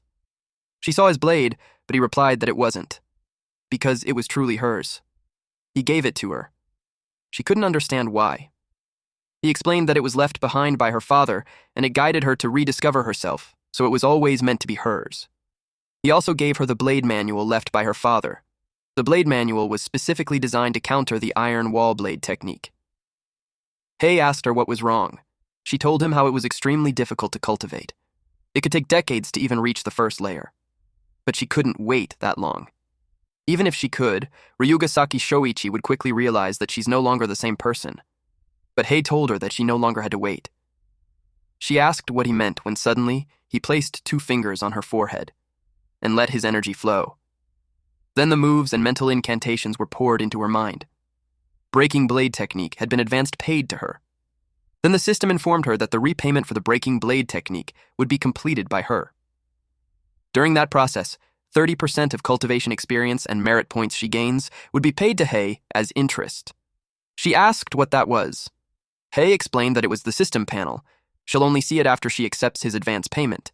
If she doesn't accept, she'll still have to pay him interest, but the advance payment could also be withdrawn. Without hesitation, she fell on her knees and bowed at him. He accepted her as his disciple and told her to get up quickly. He also told her that she just became his disciple. He doesn't have many good things to give her, so he told her he will give her a set of magical robes in a bit. With that, the post-payment mission for the Cloud Ruin Guide was completed. Qianhui watched as the sun rose, and then she checked the mark on her hand. Hei explained to her earlier that with the blood curse, they had become master and disciple linked by a single health bar. From then on, any damage she would take will be endured by him, her master. He also reminded her that the blade has a boiling blood effect. The more damage she takes, the stronger her attack power becomes. Someone asked her why she was in a daze. Kaku told her that their father was talking to her. Shoichi told them that even though Hanako exposed a flaw in her personality during the exam, it was a good thing she saw the error of her ways, killed the people who were in the way, and even brought him a treasured blade. Shoichi was glad that his years of nurturing her wasn't in vain. She became confrontational. She told him that there's something that she doesn't understand, and she wanted to ask him about it. Kaku called her out for not using honorifics. Then she asked them if their deeds deserve some honorable titles. Shoichi glared at her and asked what she meant. He asked her if she doubted whether the way he had acted over the years was righteous. She replied that he talked about righteousness like benevolence, proprietary, wisdom, sincerity, But then he secretly does things like robbery, looting, murder, arson, and annihilating an entire clan. Kaku got mad at her. He defended that everything that their father had done was for the sect. She tied her hair in a bun as she replied that they knew small etiquette but had no great righteousness. That they were meticulous in small details, but they lack great virtue. She used a moon crescent headpiece to hold her bun. Also, this was a high-grade item that can reduce the spiritual energy she consumes when activating spells. She continued to tell them how they care about minor matters, but disregard honor and shame. And they fear authority, but don't cherish kindness. She removed her clothing and revealed a horse-face magical skirt. It increases the power of spiritual energy activated moves by 30%. Plus, the outfit automatically repairs itself by absorbing spiritual energy. Shoichi noticed the condensed energy in her hand. He immediately took out some swords and grabbed one of them. Qianhui uttered how the weak will be subservient and the strong had become bandits. Kaku couldn't take it anymore and attacked her. But before his attack could land, she already kicked him in the face and threw him outside. Shoichi realized that she had figured something out. He was done pretending too. He called his clan to gather. Everyone came as fast as they could, and they faced her. He ordered them to capture her. They attacked her all at the same time. A bald man attacked Qianhui using a sword. She blocked it with the sheath of her sword, and then she kicked him on the head. Another one attacked her, and he sliced him in half. While she was on the move, some shuriken was thrown at her. She threw her sword towards the attacker, and it pierced his neck. The attacker fell while the others were surprised. They surrounded her when she jumped right in to grab her sword. They attacked simultaneously, and she blocked it using her sword. They kept the pressure on her to skewer her eventually. So while they tried to press their swords, another person tried to stab her from the side. She saw it and activated an instant wall lightning flash. The attackers were all hit at the same time. She surges through the roof. One attacker looked for her. The man under the hole on the roof was cut by her in an instant. While she was crouched down, another man took the opportunity to hit her. She cuts his arm. Then, on the next person, she cut his head. She continued defeating them. Those men couldn't believe that they were all losing to just one girl. They tried to hold the line and not break formation. The others just watched on the sidelines. They were the wiser ones. Those idiots engaged in the fight actually thought that they could win in numbers alone, but that kid was chosen by their sect leader. Though she's from the outside and didn't inherit his martial talent, when it comes to the blade, her skills were second to none in the sect. Okawa Menta, one of the 3 swords masters of the Ying sect, knew that Qianhui won't stop until one of the 3 sword masters of the Ying sect steps in. Nagano Nakayusu, also one of the 3 sword masters of the Ying sect, agreed with him, so he asked him why he's not joining the fight and had just been watching from the sidelines the whole time. Menta wasn't an idiot. The other 2 were watching, so he's not going to jump in and be a cannon feeder. And also, his quick draw technique was all about that one perfect moment, so he had to wait for an opening. After a while, the corpses scattered. Qianhui was already exhausted. She even struggles to stand straight. Menta saw this as his chance. He drew out his sword. He charges at her. She sensed him, so she glanced behind. And in a blink of an eye, she was slashed. Blood squirted from her body. And the assailant had this wide grin, and then she was pushed powerfully. Yin sensed something. She could tell that Qianhui's aura weakened. It made her ask Hei if he has no plans on stepping in. He didn't expect her to be concerned for her safety. He thought she'd be pissed at her after all. She trapped her in that formation for a while. But it was nothing to her because she was able to get out easily. When she got out, they were gone, and for a second she thought that he ran off with the enemy. Hei revealed that he actually planned to help. He erected a barrier on the building. It was a golden light barrier, and it covered the whole area. Yin couldn't understand why his idea of helping was to trap everyone from the Ying sect. But that also trapped Qianhui in there too. He almost slipped, saying that it was fine as long as the dragon took the damage for her, but he corrected himself by saying that he'd take the damage for her. Plus, with the boost from his boiling blood effect, he had faith in Qianhui. If things go south, he'll jump in. But at the moment, he wanted to make sure that not a single one of those bastards gets away. The revenge that they wanted was to wipe them off the map. Meanwhile, Qianhui lies in the pool of her blood. Menta boasted about his one-hit kill. Suddenly he saw her stand up despite her trembling. He couldn't believe that she's still alive when he sliced her through her neck. He tried to recall the last second, and realized she blocked it at the last second. She was quite lucky. But Menta was more determined the second time. He rushed towards her. She used spirit object control. The floorboards started to shatter, and it floated in the air, and was thrown at Menta. But cheap tricks like that won't stop him. The boiling blood was in effect, and damage was at 30%. She answered him that it wasn't meant to stop him, it was just to make him draw his blade early. Then she attacked him. She was caught off guard when it was blocked. Menta informed her that even without the first move advantage of his quick draw technique, his speed was still enough to parry. She used breaking blade technique, and instantly her sword passes through the sword that was blocking her, allowing her to slash him. After that, the system processed the blade of crushing momentum post-payment mission progress. She had to use blade crushing momentum 5 times in battle. This technique consumes a large amount of spiritual energy. After a successful parry, it ignores the opponent's block to directly strike the enemy behind their weapon. At the moment, the spiritual energy was too low, so she was advised to wait for it to recover before using. The remaining swordsmaster of the Ying sect, Matsunaga Yuno, and Nagano Nakayasu, saw that the weakest among them was taken out. Nakayasu noticed Qianhui's blocking blade completely unscathed. It made him wonder how she sliced through the person behind it. Internally, Yuyo got curious how that girl's cultivation level improved so drastically. In the past, Menta's quick draw technique would have been enough to kill her several times over. He suggested that they attack together. It wasn't because he's not confident, he just thought it's better if they all share the credit for taking down the girl. Nakayasu agreed. He told him he'd cover him. He used the skill Sky Rending Slash. Qianhui bends to evade it, and while she's in that position, Yuyo charges at her. She immediately blocked his sword, but he was powerful enough to send her flying. She broke the wall and was thrown outside. Her hands were left shaking from that heavy blade. In an instant, Yuyo was attacking her again. He had this arrogant smile on his face while doing so. He was able to make her drop her weapon. She immediately used the spirit object control to grab a hold of her weapon. But before it lands on her hand, he attacks her again. Her hand with spirit object control blocked the blade, but the pressure was overwhelming her. Suddenly, she was hit on the side. She wasn't expecting that. Yuyo commented that Nakayasu was ruthless for slicing the girl in two. Nakayasu told him to finish her already. It won't be certain until he cuts off her head. Qianhui lay there bleeding. Then, Yuyo attempted to behead her, but it left him dumbfounded. He was confused on how she was standing up again, and he also saw that even her clothes were healing. He couldn't believe that a fatal wound that nearly cut her in half at the waist healed in a blink of an eye. He wondered if it was some healing art that someone in the condensation realm could master. She used spirit object control again, to get her sword back. At this point, boiling blood damage was at 80%.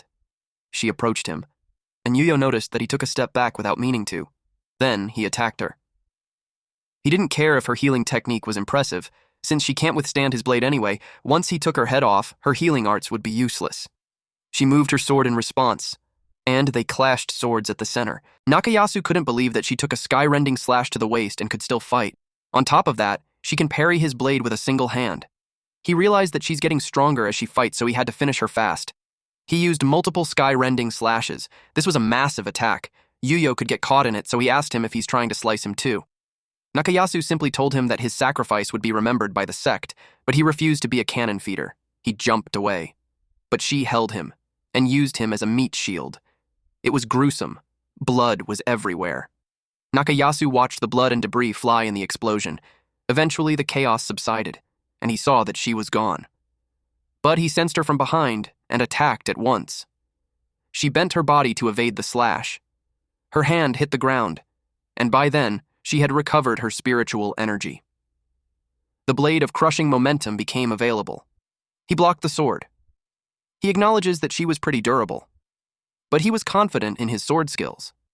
But then, her blade cuts through his sword. He didn't expect that. He got sliced lengthwise in a blink of an eye. Post-payment progress for breaking blade technique was 5/2. Qianhui glanced behind her. A man clapped and praised her for her excellent work. This man, who claimed to be her father, was quite pleased that she had improved quickly. It was Ryugasaki Shoichi. Seeing him irritated Qianhui. Without hesitation, she attacked him while expressing that he made her sick. He blocked her sword, and then he threw a blade at her, in which she evaded by bending so low. After that, he prepared several blades floating in the air. He was proud of his wise move of learning the iron wall blade technique of her clan and then wiping them out. Now he's the only one in the world who possesses the technique. She commented that his wide grin was practically splitting his face in two, but he didn't care. With a furious expression on her face, she warned him to hold that disgusting smile because she would slice his head open along that grin, and she didn't want to mess up the cut. She moved quickly. He blocked her attack with several blades moving simultaneously. She continuously attacked, but his moving blade created a shield that protected him. The blades moved in a rapid, circular motion. And that cuts her everywhere.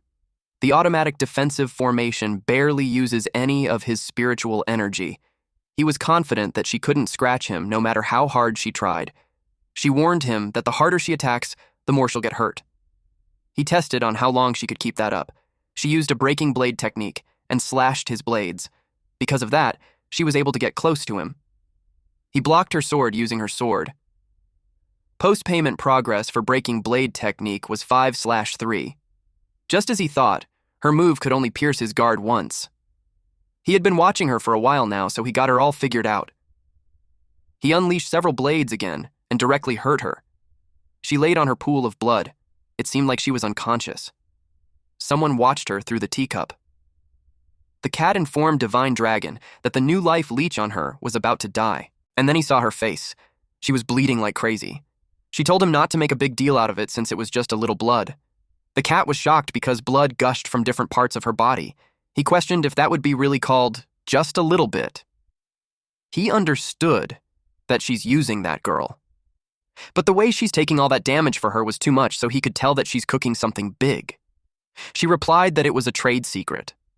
Back to the fight, Shoichi was shocked. Because Qian Wei was up again. She saw his reaction and reminded him to keep that wide smile. He was more determined to mince her into pieces this time. The system notified that the boiling blood was in effect. Damage was 170%. Her sword had concentrated power on it, and she charged at once. She bypassed his blades, but he still managed to move it in time and block her sword, and then he counterattacked. She swung her sword and hit him exactly on his mouth. Just as she said earlier, she cut him down right at his mouth. She used a breaking blade technique duet, and half of his head went flying while blood gushed out from his body. The post-payment mission for breaking blade technique had been completed. It was now at 5/5. She watched his body fall. A man hiding behind a pillar saw it happen. This was the son of Shoichi, Ryugasaki Kaku. He thought his father's iron wall blade technique was an absolute defense, and yet she had beaten him. He didn't dwell on it that much and ran away. He thought of himself as the Sect leader now, so he planned to get out of there, get some help from the main Ying Sect, and come back to butcher her. He doesn't care if she's Hanako or Qianhui or whatever her name is. He followed the saying, "Those who retreat today may live to fight again tomorrow." Unexpectedly, he stepped on a magic circle. It is an annihilation trap. A fire tornado engulfed him. Qianhui watched the whole building burn. She had finally avenged her family. The wind blew, and Hei showed up to praise her for doing great. 30% of the cultivation experience and merit points from the mission had been transferred to Hei. Qianhui's cultivation had been raised to the 9th layer of the condensation realm. Hei's cultivation was maxed out for this realm, and he could now advance pay for the golden core realm. Qianhui informed Hei that the magical robe won't auto-repair anymore. He told her that it was just because she's low on spiritual energy at the moment. He unlocked the shop for her so she could advance and pay for a new outfit for herself. She thanked him for that. She took one that had similar style and stats. But she admitted that she couldn't pay the post-payment of 500,000 yuan. He assured her that it wasn't a problem, since before she burned down the Ryugasaki estate, he had already cleaned out their valuables. He just used their legacy to cover the cost. Suddenly, Hei had goosebumps and he felt a murderous aura. It was from Yin. She was furious that he has his favorites. She was his first disciple, but she didn't get anything. To calm her down, he also set up an advance payment for her. He asked what she wanted to upgrade. Her options were level, gear, or skills. She replied that she wanted it all. The system notified that the Duel Feather Greatsword had been upgraded. The system panel appeared on her too. It notified her that she had to complete the post-payment mission within 1 week. Upon completion, she would receive an upgrade to her cultivation experience, equipment, and skills.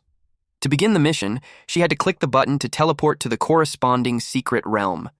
He couldn't believe she's leaving at once when there's a second mock exam. She doesn't see the point of that stupid test. It's nothing important to her. What only matters to her was to ascend in the end. And she doesn't care about what happens in between. And then she disappeared. Qianhui was amazed at how badass she was. He let her be since they got a school notification that they need to pick up their admission tickets for the second mock exam. The teacher asked them why they had just arrived when the other students had already got theirs a week ago. Hei replied that their brains were fried from the cram school, so they totally forgot. He asked where the exam hall was. She told him that there's a special magic seal on the ticket. He just had to channel his spiritual power into it, and it would teleport him to the exam site.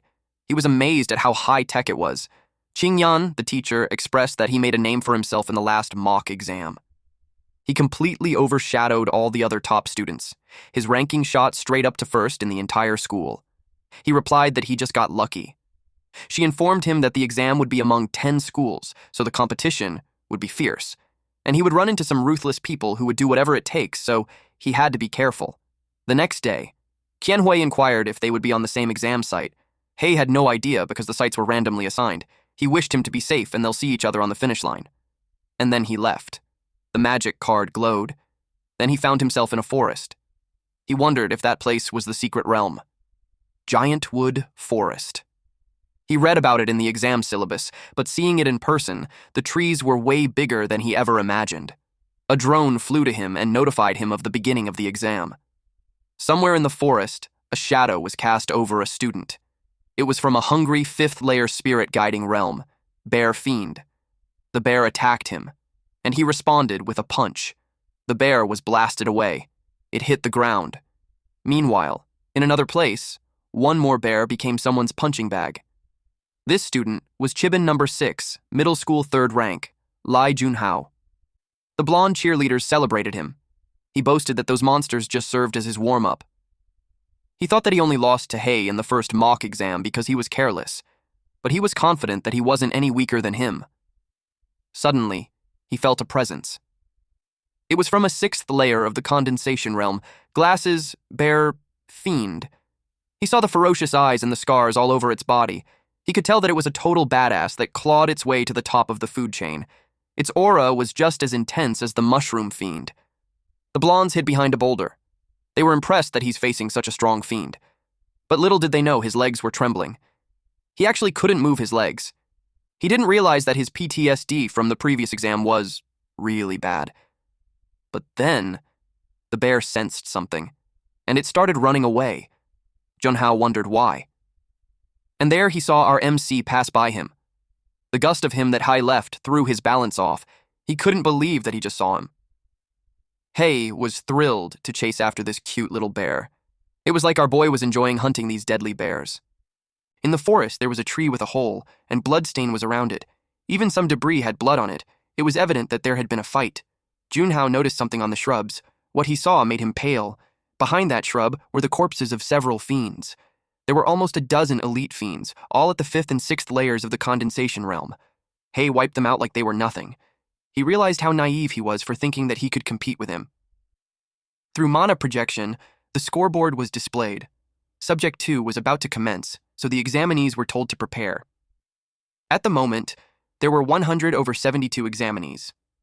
The current rankings showed Zhang Jishi from number 1 middle school had 200 points, followed by Hei Xin of number 6 middle school who also has 200 points.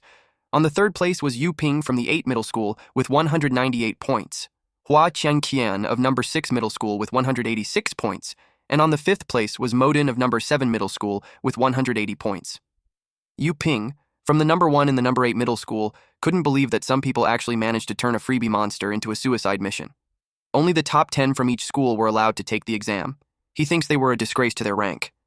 He asked a beautiful lady, Xianhui, if she would agree. She simply ignored him and jumped to a tree. He used a ground-shaking technique. Then he chased after her. He watched her during Subject 1, and he could tell that she had a ton of potential. He asked if she thought of joining his family's sect. With her talent, he wanted to take her as his disciple as soon as he got qualified. That guy was stealing her kills earlier, and now he had been following her. She's getting annoyed at him. The Subject 2 had begun. Several armor-piercing bear claws were hidden throughout the field. They were tasked to collect 10 to synthesize an armor-piercing spear, which would greatly increase their chances of defeating the boss fiend. A guy on top of the tree commented that they made things so complicated when the boss fiend was just on the mountain peak. He used wind control wind stepping technique. This guy was Modin, the number 1 from number 7 middle school. He was a once-in-a-generation genius from the Mo family. He could ride the wind without even being in the golden core realm. He thinks he wouldn't need some armor-piercing spear.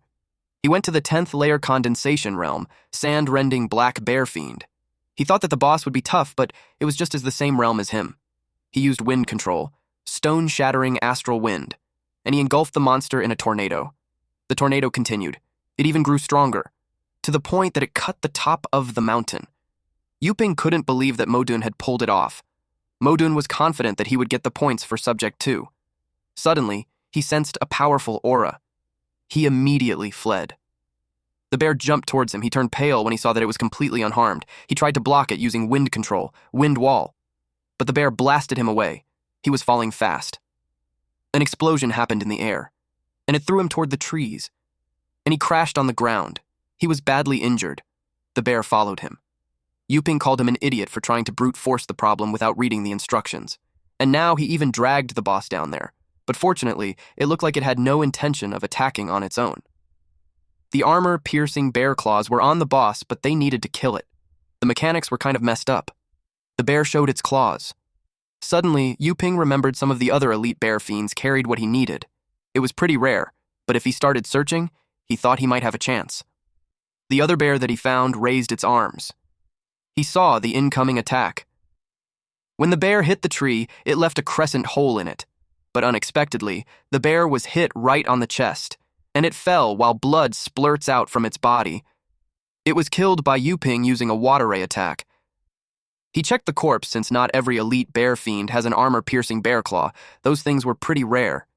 He realized it wasn't easy since he had killed a dozen elites and had just finally gotten one. Then he saw someone jumping from the tree. He saw the claws sticking out from her side. To his surprise, the beautiful lady he was chasing earlier already got 3.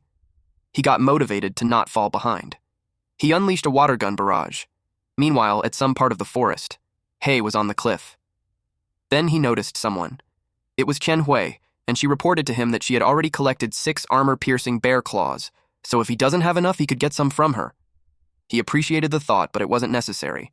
He activated Advanced Pay, armor-piercing spear.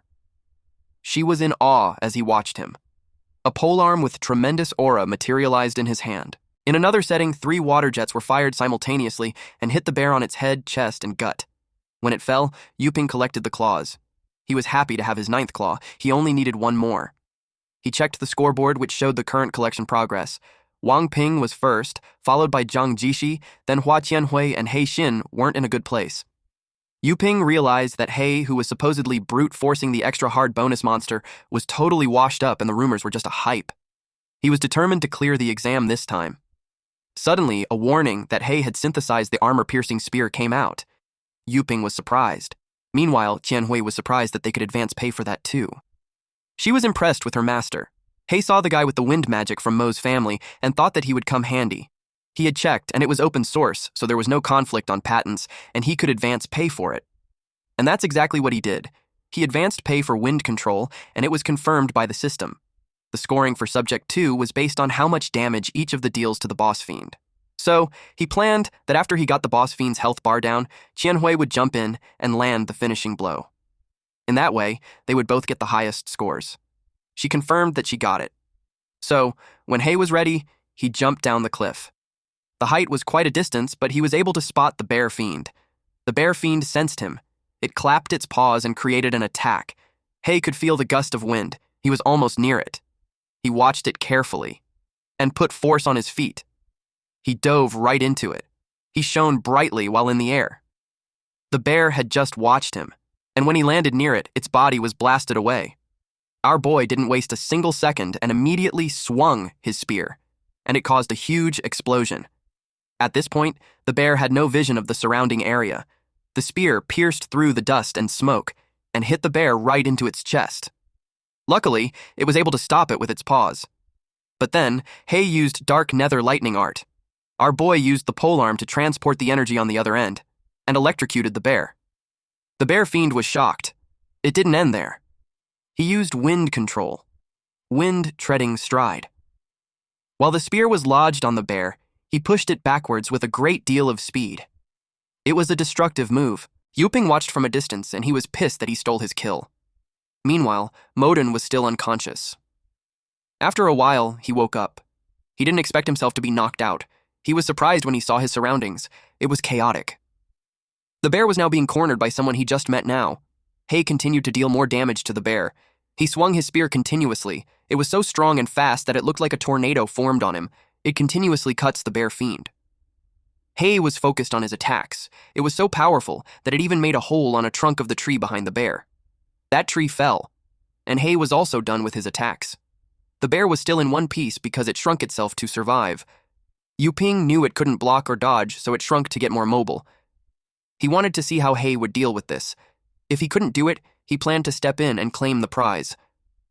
Hei had no problem hitting the bear, despite its smaller size. He scratched its forearms when it tried to block the spear. Then the bear prepared for a counterattack, and Hei blocked its fist with the handle of his spear. It may be smaller, but its attack power was still insane. It formed condensed chi armor on its arms. It didn't use that before, so Hei thought that the skill must have been incomplete and it probably couldn't cover the entire huge body. He also notices the double layer of physical and magical defense. Now he understood why the instructions said that it greatly increases the probability of passing, but it doesn't guarantee it. He created a distance between them. The bear jumped towards him. He spinned his spear. For his turn, back thrust. The bear was startled with the incoming attack. It created a golden shield on its chest. Hei used an advanced pay to access the skill Pierce Throat, and his spear went through the bear's throat, making the blood spurt out. The bear passed through several trees. When Hei approached it, it was stuck to the side of the cliff with his spear. He had a hard time controlling the health bar to half, but with the remaining portion of the bar, it was enough for them to pass once Qianhui finishes it off. He called her to come quickly, but Modun sneaked at him. Modun planned to steal the kill. He used wind control, wind blade. Then, someone could be heard screaming. But after Modun's attack, the air cleared, and he saw that he missed. Qianhui had taken the bear to the air with her, then she attacked it using wind control demon slash, and the split strike bear demon was eliminated. She used object control and wind control, which was unrecognizable for others. Modun was annoyed that there were so many who knew how to use wind control. He thinks that those lowly people were not worthy of using the same advanced magic techniques as the Mo family. He accused Qianhui of taking advantage of him when he had a quick nap. He thinks that the remaining health bar of the bear was supposed to be his. Qianhui mocked him by pointing out how he didn't mention how he fell asleep. It made him angry. Mo stated that, out of the many examinees, the 2 students from number 6 high school were the lowest class, with no sect background or whatsoever. He couldn't find any connection between them and any prominent figure. So, he thought that if he killed 2 cultivation notices, the examiner wouldn't even say much. Qianhui watched him speak and paid attention to the split, disgusting corner of his mouth. It reminded her of Shoichi. Without hesitation, she activated the execution line, and she rapidly got close to him. But then, Hei reminded her not to kill other examinees in the examination hall. Modun finds it funny that a low-class person wants to kill him, a genius. He used a wind control wind shield. She hit the wind shield. Modun infused that with his magic power so its defensive effect was indestructible.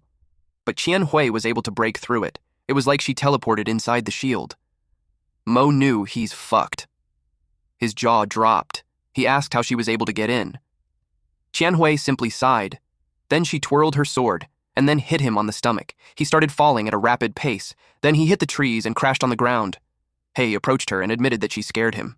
He really thought that she's going to skin him, but luckily she used the blunt side of the sword. She knew that there were invigilators watching in the examination hall. Killing other examinees would cause trouble, but she was glad to have memorized the execution line. After that, the mock exam ended. The final ranking showed Hei was the top one, followed by Qianhui, then Yuping. Qianhui informed Hei that she only had 6 armor-piercing claws, so she's short of 4. Hei assured her that it's fine since he would go fight for it at once. Yuping offered some of his to them, and then he grinned widely. Hei accepted it. He asked if he really doesn't want it when it's a good material for making weapons. Yuping replied that with Hei and Qianhui dominating the scoreboard, he wouldn't need to keep the quest items. On top of that, his family wasn't short of weapon materials. He might as well give it to them. Then he invited Hei to talk outside the examination hall. Hei got creeped out and told him he's straight. The system notified him that 10 out of 10 armor-piercing bear claws were collected. Pre-request for the armor-piercing spear had been collected. After that, they met outside because Yuping saw them as rare talents. He elaborated more on that. He told them that whether it's going to college or joining society later and becoming a social animal, the ultimate goal was to join a large sect. Normally, modern sects wouldn't directly recruit high school students, but he presented them a once-in-a-century opportunity that can save 50 years of detour. He is a son of the sect leader of the body-forging sect, one of the 10 sects in their time, and he was destined to be the successor of the sect in the future, and he extended his sincere invitation to them. Hei straightforwardly told him that they already had a sect. That petrified him.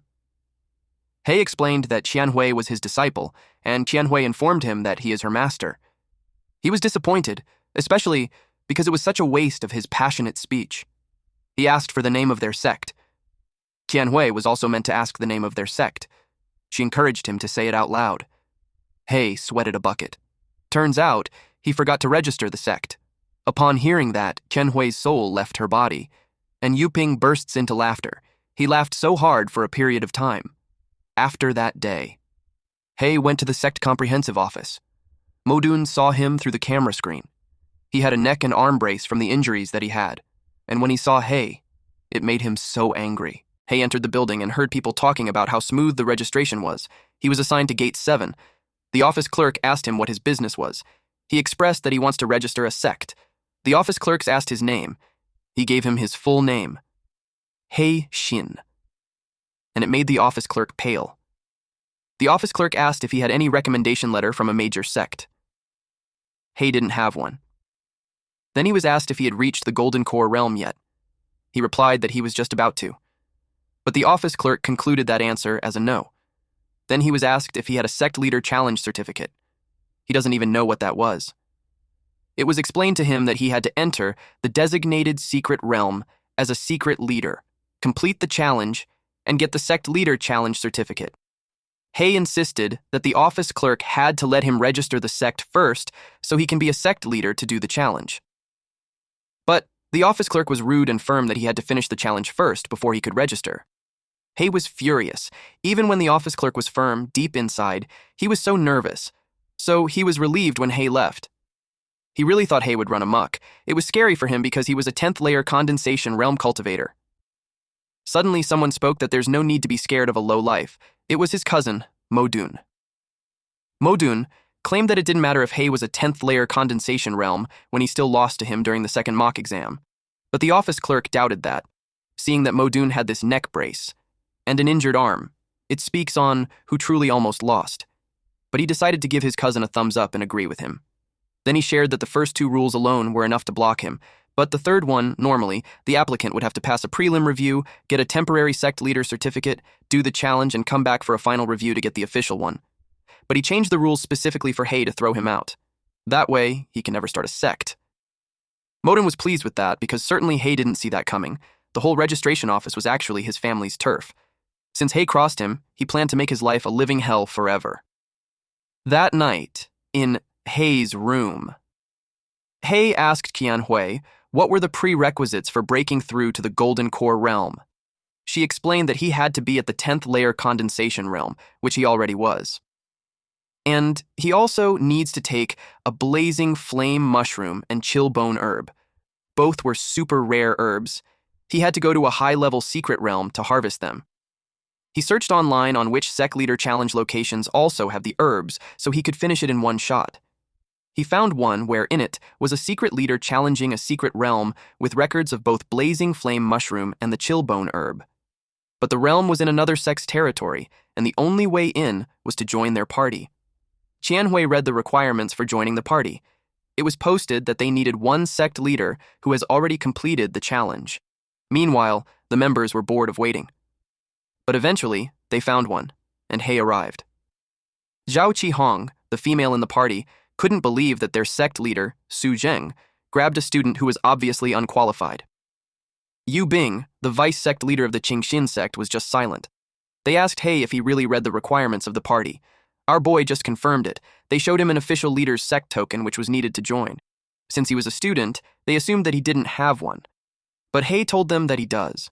They thought he was playing with them since there was no way a high school student would be able to get one. Hei advanced the official Sect token. Then he showed them the brand new fresh off the press token he got. Jen couldn't believe it. A few moments later, Jen proceeded and started making their entrance. He made a rift through the cliff. Since the cave opened, they immediately entered. Hei realized it was a hidden entrance and it needed a special incantation to open. Those realms are an important asset for a sect, so they couldn't just let anyone in. Hei was curious if it was really rare for a high school student to start his own sect. Jen replied that it was super rare lately, but before they could easily apply as long as they were in the condensation realm. He cites Ying Sect as an example. Their sect leader was Rugasaki Sho, who had just hit the condensation realm when he applied, and it was approved back then. But nowadays, the competition has been insane, so they raised the barrier to entry. In principle, they won't approve of anyone below the Golden Core realm. Unless there was a recommendation letter from a major sect. That's the only way to get a special exemption, but no normal high school student would be in the Golden Core realm, so he assumed Hei must have gotten a recommendation letter from a major sect. Which means he had some serious backing. Our boy just laughed it off. Then, Chi-Hong reminded them that they have to help her pass the sect leader challenge this time. Jen assured her that he will make her pass. Bing added that she's with 2 studs, so there was nothing to be scared of. Hei had figured that it was just a 2-man carry. Now it made sense to him that the realm only needs 3 people, but they insisted on bringing 1 more. It was like they're roping him in to become the 3rd simp. Hei had pending missions. First is the advance pay for the sect leader's token, his Golden Core realm, major sect recommendation letter, and Impermanence Ruin Fiend King Core were all at 1/0. The second mission was the advance pay for the Golden Core realm. He already has 1/10 layer condensation realm, but 1/0 on both Blazing Flame Mushroom and Chillbone Herb. The last mission was advance pay wind control. He had 1/0 comprehended mantra and 10/3 practice of wind control. Then the system notified him that the Golden Core realm had been advance paid, which means he could assign his post-payment missions to his disciple. It was perfect because Qianhui also needs to finish her wind control training. He assigned her to do that. While he was doing that, Chi-Hong asked Jen what was the strength of the outsider. Jen saw Heyo as dumb, so he doubted his strength. Jen decided to switch to an intersect mind voice. He assured them that the outsider was just cannon fodder, so he won't mess up their plan. Eventually, they reached an area with 3 paths. Chi-Hong was confused that Bing seemed to have seen that for the first time when he was supposed to have cleared the area before. Bing told her that it was called Impermanence Ruin because it changes randomly every time they enter, so it made things unpredictable. Otherwise, it wouldn't make sense to be a sect leader challenge. He pointed out that if it were that waste, then she wouldn't need 2 sect leaders like them to carry her. Then, Zhen used divine sense. It was to determine what was on those 3 paths. Zhen told Hei that he scouted it for him and assigned him to the middle path, which was easiest. He was trying to make it seem like they're doing him a favor while they take some loss. Hei simply entered the middle path, but that was part of their sinister plan. When he left, they called him gullible. Their plan always works because of idiots like him. Bing, Jen, and Chi-Hong took a different path. Chi-Hong was curious on how much harder the path that Hei took compared to them. Jen replied that the difference was night and day. Jen even sensed a lot of auras he never encountered on the middle path. It meant that fiends aren't just dangerous, but there were a bunch of them too. He assaulted that Hei's sect leader token must have come from connections. On top of that, they judged him to have 0 combat experience. It led them to think that he hasn't gotten to a situation like that before, so he's probably pissing his pants. Meanwhile, Hei just continued walking until he sensed something. An arrow was shot at him. He swung his arm to deflect it, and then he traced where it came from. He used wind control, sky-breaking palm, and unleashed that in the direction of the attacker. It shattered the walls and revealed an evil-looking fiend. Its body was cut in half from the attack. It was a Shadow Stalker Archer, 5th layer of the condensation realm, and it had been eliminated. Hei was impressed with this fiend who can turn invisible. He almost didn't see the arrow coming. But the good thing he advanced paid for the Golden Core realm. Her perception of demonic aura got way stronger. He sensed something again, and an arrow was shot. Then he released an attack towards the attacker's location. The wind was so powerful, it chopped off the fiend's body. It had become quiet, until Hei's leg was attacked. Another shadow fiend appeared. It was from the ground. It tried to cut Hei's leg, but he was able to deflect it. He wondered if it thought that he wouldn't sense it from up close. He pushed his spear into it. It wasn't able to move. He swung his spear again and turned its body into small pieces. He sensed another fiend in front, so he tried to stab it, But there was nothing, so he moved his spear from left to right. And then he twirled, so now his spear was rotating with him at the center, and then it hit those fiend. Their head was chopped off from that attack, and eventually their bodies were reduced to tiny pieces that were blown away by the air. Something targeted him from behind. So Hei twirled his spear, and it deflected those arrows. He's getting annoyed that they're coming one after another. He's getting pissed at them, since all they do is hide and shoot from the shadows. He unleashed a powerful attack that shattered the ground, and then a wind formed a small tornado, and it covered a wide area, but the shadow fiend was able to hold their ground. Even if it was a huge gale and it looked scary, they realized that it doesn't really do any damage. It made them underestimate the cultivator. But Hei did that so he could see them. They were surprised when he appeared behind them. They immediately released an arrow. Hei released another attack. He created a hand that squashed the fiend into pieces. The other fiends behind the pillar unleashed their arrows. He spinned his spear to deflect those arrows. While he was fighting, there was a creature watching him from afar. It was like a paper cut into a human. Zhen used it to spy on him. Chi Hong inquired if the idiot was still alive. Their original plan was to use him as cannon fodder to scout what types of fiends were on that path and what moves they had. In that way, they could plan their strategy before going in. But to his surprise, the kid was having an easy time. He told Bing about the change in their plans. He decided not to fight the Fiend King. Instead, he wanted to lure the Fiend King towards the idiot's path. Bing then summoned his axe weapon and immediately threw it towards something.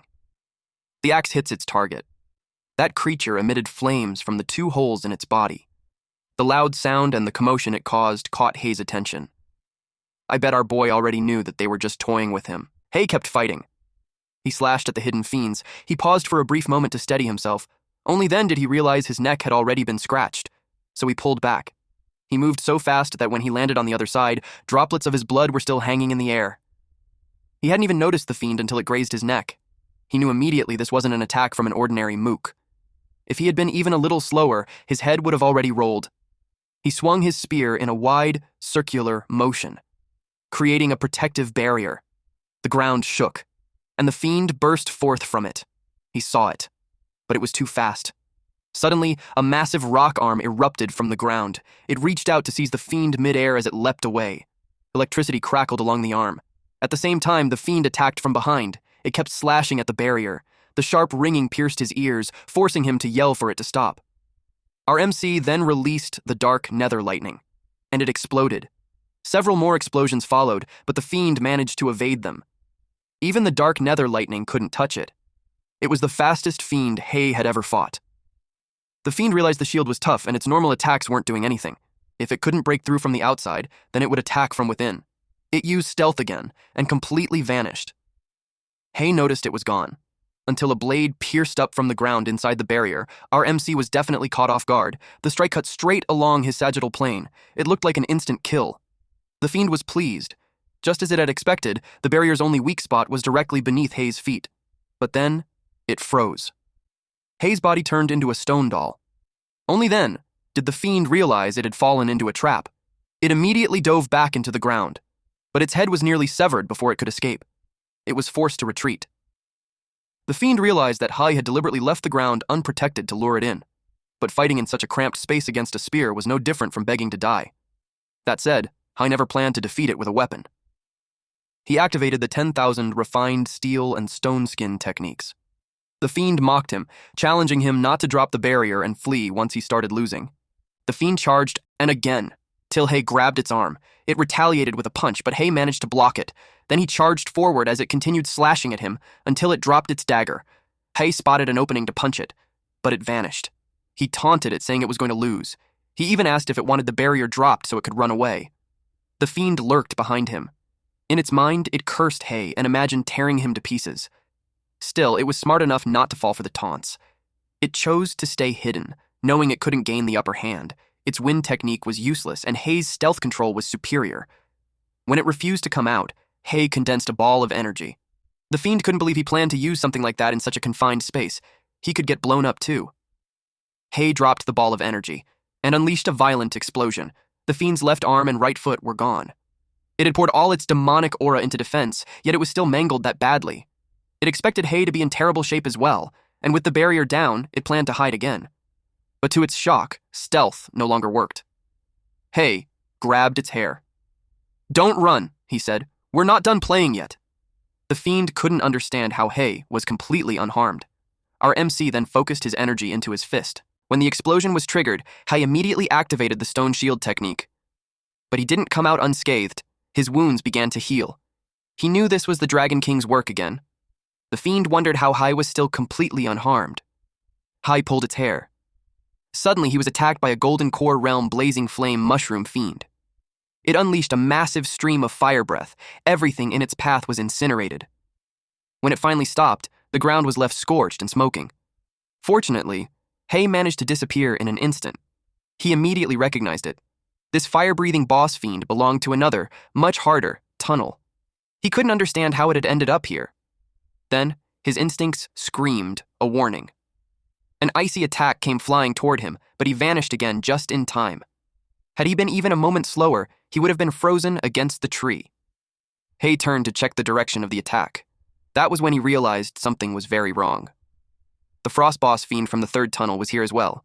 Hei released his divine sense to satisfy his growing suspicion. His perception spread through the tunnels, and that's when he sensed it. Several people hiding behind the walls. Just as he expected, those scumbags were interfering. He dashed forward and charged straight at the frost boss fiend. The first fiend had begun to heal when it saw Hei rush directly toward it. The frost fiend unleashed an ice attack. Hei dodged it at the very last second. The stealthy fiend was stunned by his move. The ice attack continued flying, straight toward the fire fiend. And it struck. The fire fiend was instantly frozen. Only then did the stealthy fiend realize Hei's plan. He was using ice to kill fire. The fire fiend roared and released its flames, shattering the ice encasing it. A massive fire beam erupted, stretching all the way to the frost fiend's position. When the flames and smoke finally cleared, the two fiends found themselves staring at each other. The stealthy fiend could only curse them as idiots in his head. In that brief moment of distraction, both fiends lowered their guard, and Hei struck, moving at the speed of light. Now that he had their full attention, he raised his middle finger and taunted them. Naturally, the two fiends charged after him. They unleashed devastating ice and fire attacks in unison, and our MC just kept running. Meanwhile, at the end of the tunnel, they noticed the sound of battle drawing closer.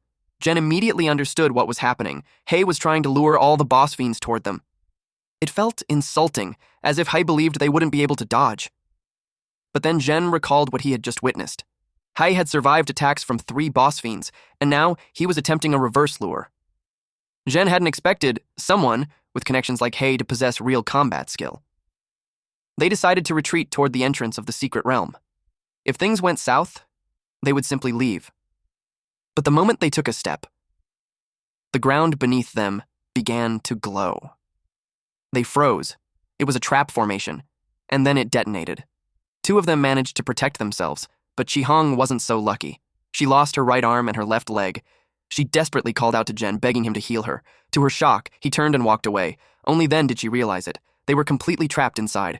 Jen demanded to know when the formation had been set. Hei's voice answered calmly. "When you were all pretending to be benevolent." Jen stiffened. Hei stepped into the trap formation and looked at them. "Did you really think I'd trust you completely?" Rage flashed across Jen's face. He attacked, activating a light escape flashbang technique. Hei scoffed. "How did you know I wasn't done messing with you?" His figure blurred as he advanced, paying the cost to activate stealth. Jen's eyes widened, because our MC vanished, and at the same time, a fireball came screaming toward him. It was launched by the fire fiend, which had entered the barrier as well. Jen stood frozen in terror. Before him, a raging, fuming fire fiend. The fireboss fiend spewed flames across the area. One figure leapt away. It was Jen. Chi-Hong begged him to save her. She couldn't move, but the flames swallowed her whole. Tearing a scream from her throat, Jen kept retreating. Then the ice boss fiend locked onto him. He sensed the attack and immediately activated a shield of light. He was forced to defend himself from both sides, left and right. It looked as if he was alone, fighting 2 boss fiends at once. He shouted at Bing to stop standing there and help him. Bing trembled. Jen was dumbfounded upon seeing him. Bing stepped forward, and blood started coming out of his mouth. Bing revealed the truth. He had been ambushed. He hadn't sensed anything, not even with his cultivation level.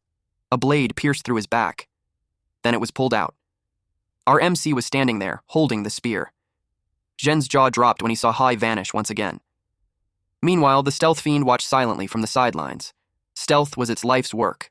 It was an ultimate technique, yet Hei had learned it at a glance. That alone forced the fiend to start calculating its chances of winning against someone like him.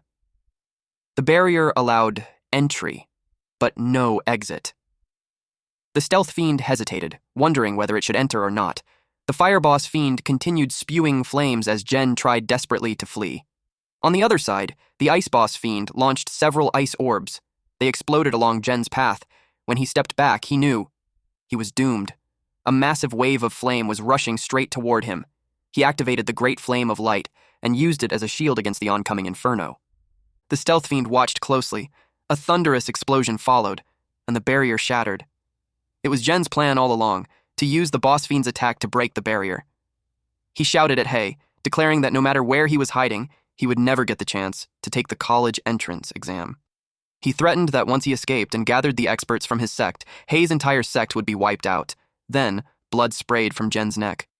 The stealth fiend had struck him. Jen stared at it in disbelief and demanded to know why it would help a cultivator. The fiend answered quietly. It didn't know either. He bled to death. The stealth fiend sensed the fire boss fiend approaching. It glared at it. The fire fiend panicked and attacked the stealth fiend. Flames scattered wildly across the area, but in a flash, the stealth fiend sliced it cleanly in half. Immediately after, an icy attack came flying toward it. It circled around the blast and cut the ice boss fiend into pieces. Its body shattered into countless ice fragments. Suddenly, the stealth fiend dropped to one knee. It told Hei that it wished to join his sect and follow him forever. Our MC was surely amused.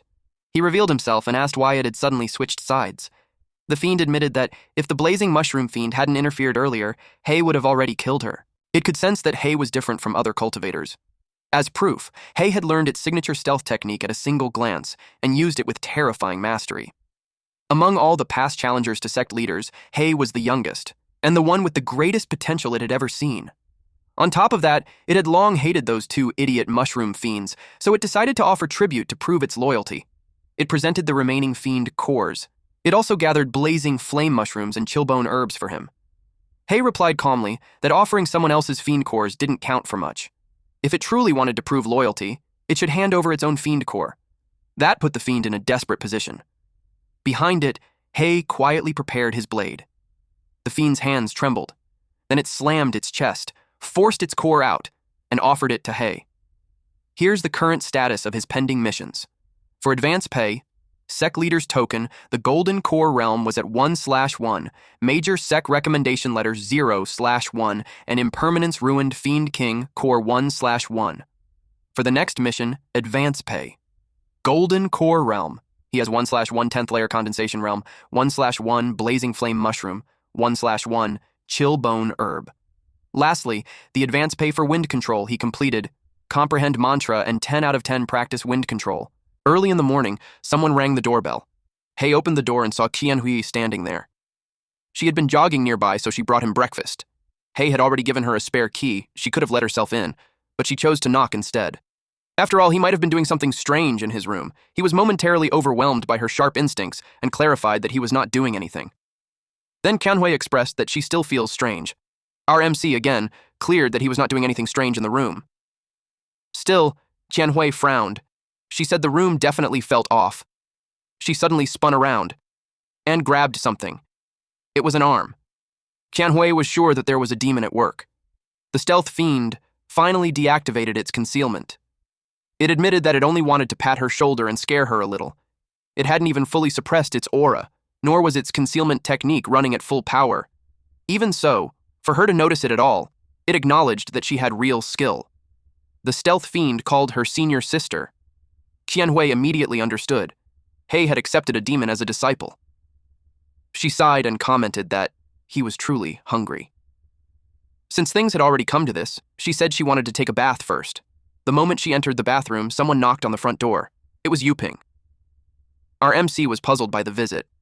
He quietly instructed the stealth fiend to activate concealment and hide. The one at the door was also a cultivator, and Hei wasn't very familiar with him. He didn't know how Yuping would react if he saw a demon inside.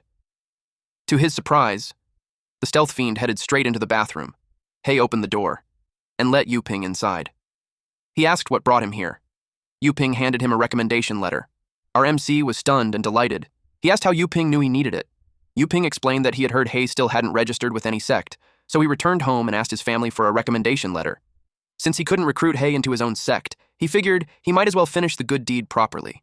After all, connections were best built at the source. One of Hei's remarks caught Yuping's attention. Just needed? He asked whether Hei had already handled everything else, like challenging the sect leaders. Our MC replied that he had. Yuping's eyes lit up. He praised Hei openly. He had always known our MC was capable, but he never imagined it was to this extent. Now that everything was settled, Yuping said he would be leaving. He told Hei to look for him any time if he ever needed help in the future. Then Yuping got into his green car and drove away. His driver noticed how fond he seemed of Hei. Yuping replied that Hei had immense potential. The driver asked if it was because Hei came from a humble background, yet still managed to break through to the true condensation realm at such a young age. He remarked that it was indeed impressive, achieving that level without the cultivation resources of a wealthy family. Still, the city wasn't lacking in prodigies. There were other top students in the true condensation realm who came from far better backgrounds. Those scholar tyrants were more favored by the old man. Yuping responded that while his father's wishes had to be respected, he had his own standards as well. Then he reminded the driver that he worked for him. And if he kept calling his father old man, he might as well get lost. The driver stiffened and immediately apologized. He promised to be more mindful of his words. As the car continued forward, Yuping found himself thinking about the true condensation realm.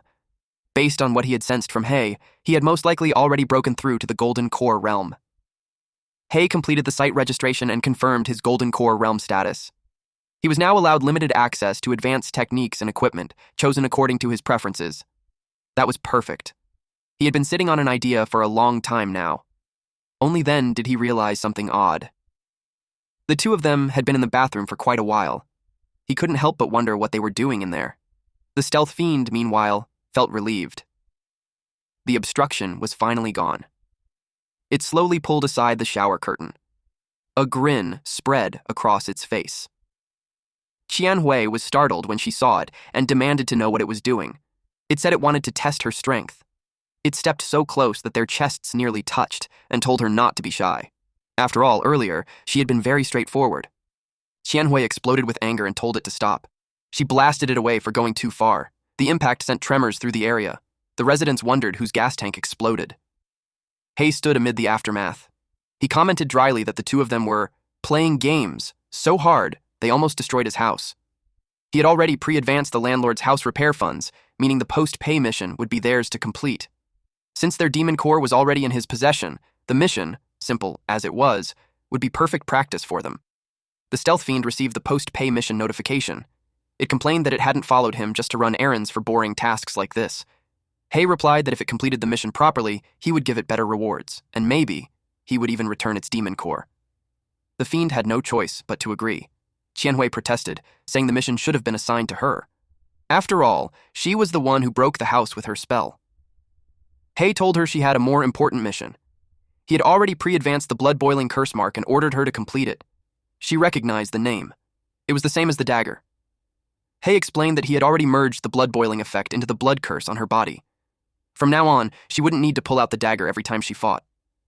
She checked the mark on her body. Then she asked whether Yin was taking too long to finish the weapon upgrade completion mission. Hei answered that he had assigned Yin other completion missions. Qianhui complained that he always picked on Yin. That night, class teacher Old Tao was training in the park. He was enjoying his retirement. Although his pension was average, he had saved quite a bit in his earlier years, so life as a little old man was comfortable enough. More importantly, he no longer had to face ferocious demons. But he spoke too soon.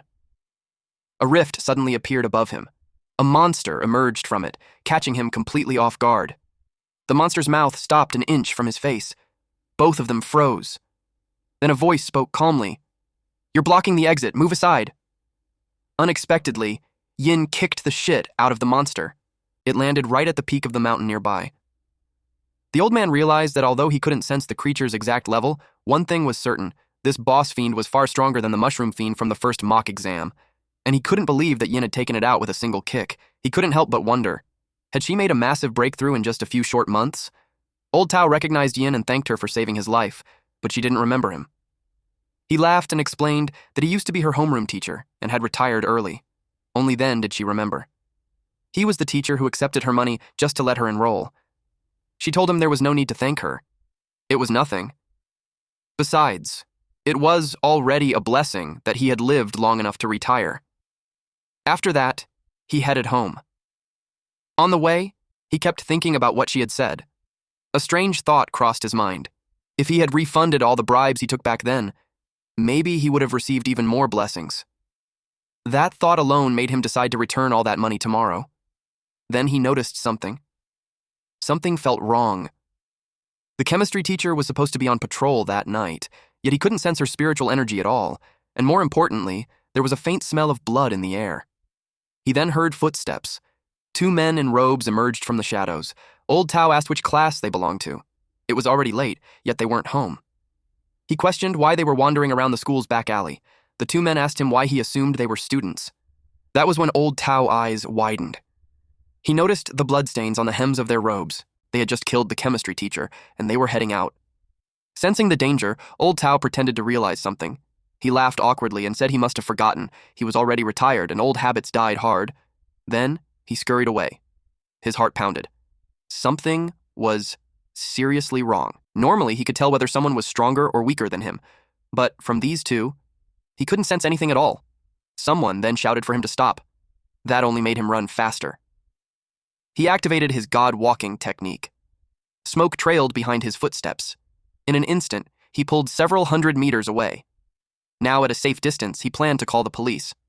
But before he could, the 2 robed men appeared beside him. One of them commented casually that he hadn't expected an old man out jogging at night to be a cultivator.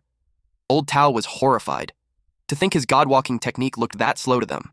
A red beam suddenly shot out from one man's eye. It struck Old Tao squarely in the chest. His phone slipped from his hand and fell to the ground. The other robed man appeared and scolded his companion for causing a disturbance. He had already warned him to keep a low profile, yet he still made such a big commotion. If the operation failed because of this, he made it clear that he wouldn't plead for him with the king. The man replied that he had already suppressed the spell's power to the bare minimum, so it wouldn't wake the neighbors. His colleague said that it was fine anyway. He had already placed soundproofing talismans on the surrounding walls, so no one inside would hear a thing. He told him to hurry up and clean the scene so they could leave. After that, they went to a cliff. They stood there watching the place where the operation would take place. The robed man felt anticipation rise in his chest. This was his chance to make a name for himself. The next day, Hei went to the university. All of his disciples were busy completing their repayment missions, so he was the only one left to pick up his admission ticket. Unexpectedly, a luxury car slowed down beside him. Our MC grew curious. Then, the car stopped. The man inside rolled down the window and asked if he was Hei Shin. Hei replied yes and asked who he was. The driver got out and scolded him for not even recognizing the sect leader of the 100 Refinement sect. Hei looked genuinely confused. He clearly had no idea what that sect was. The sect leader told the driver to drop it. Hei had transferred from a regular high school into the cultivation graduation class, so it was normal for him to be ignorant. He then got straight to the point. He handed our MC a recommendation letter. With it, Hei could skip the spring recruitment exam and gain guaranteed admission directly into a key cultivation university. Hei felt as if his luck had finally turned around. It was like a massive pie had fallen straight from the sky and landed on his head. He read the letter and noticed it wasn't for Tsinghua or Peking University. The driver immediately called him an ungrateful brat. He said countless people dreamed of getting guaranteed admission, yet Hei was still being picky. The sect leader explained calmly that although it wasn't Tsinghua or Peking University, the school he was recommending still ranked among the top 100 key cultivation universities. He pointed out that the spring recruitment exam for cultivators wasn't like the Gaokao for ordinary people. For normal students, it was just one test paper. High or low scores didn't decide their fate. But for cultivators, one moment of lost focus in the exam could mean death on the spot. Hei still wanted to take the challenge. He wanted to aim for the top 10, and he was confident he could achieve it without any problem. Before he could finish speaking, the car had already sped away. Hei muttered that the man had worse manners than he did. Inside the car, the driver complained that the kid simply refused to listen to reason. Then he asked whether the sect leader was worried that Hei might affect their young master's results. He mentioned that the young master had a bad day and only placed second in the mock exam.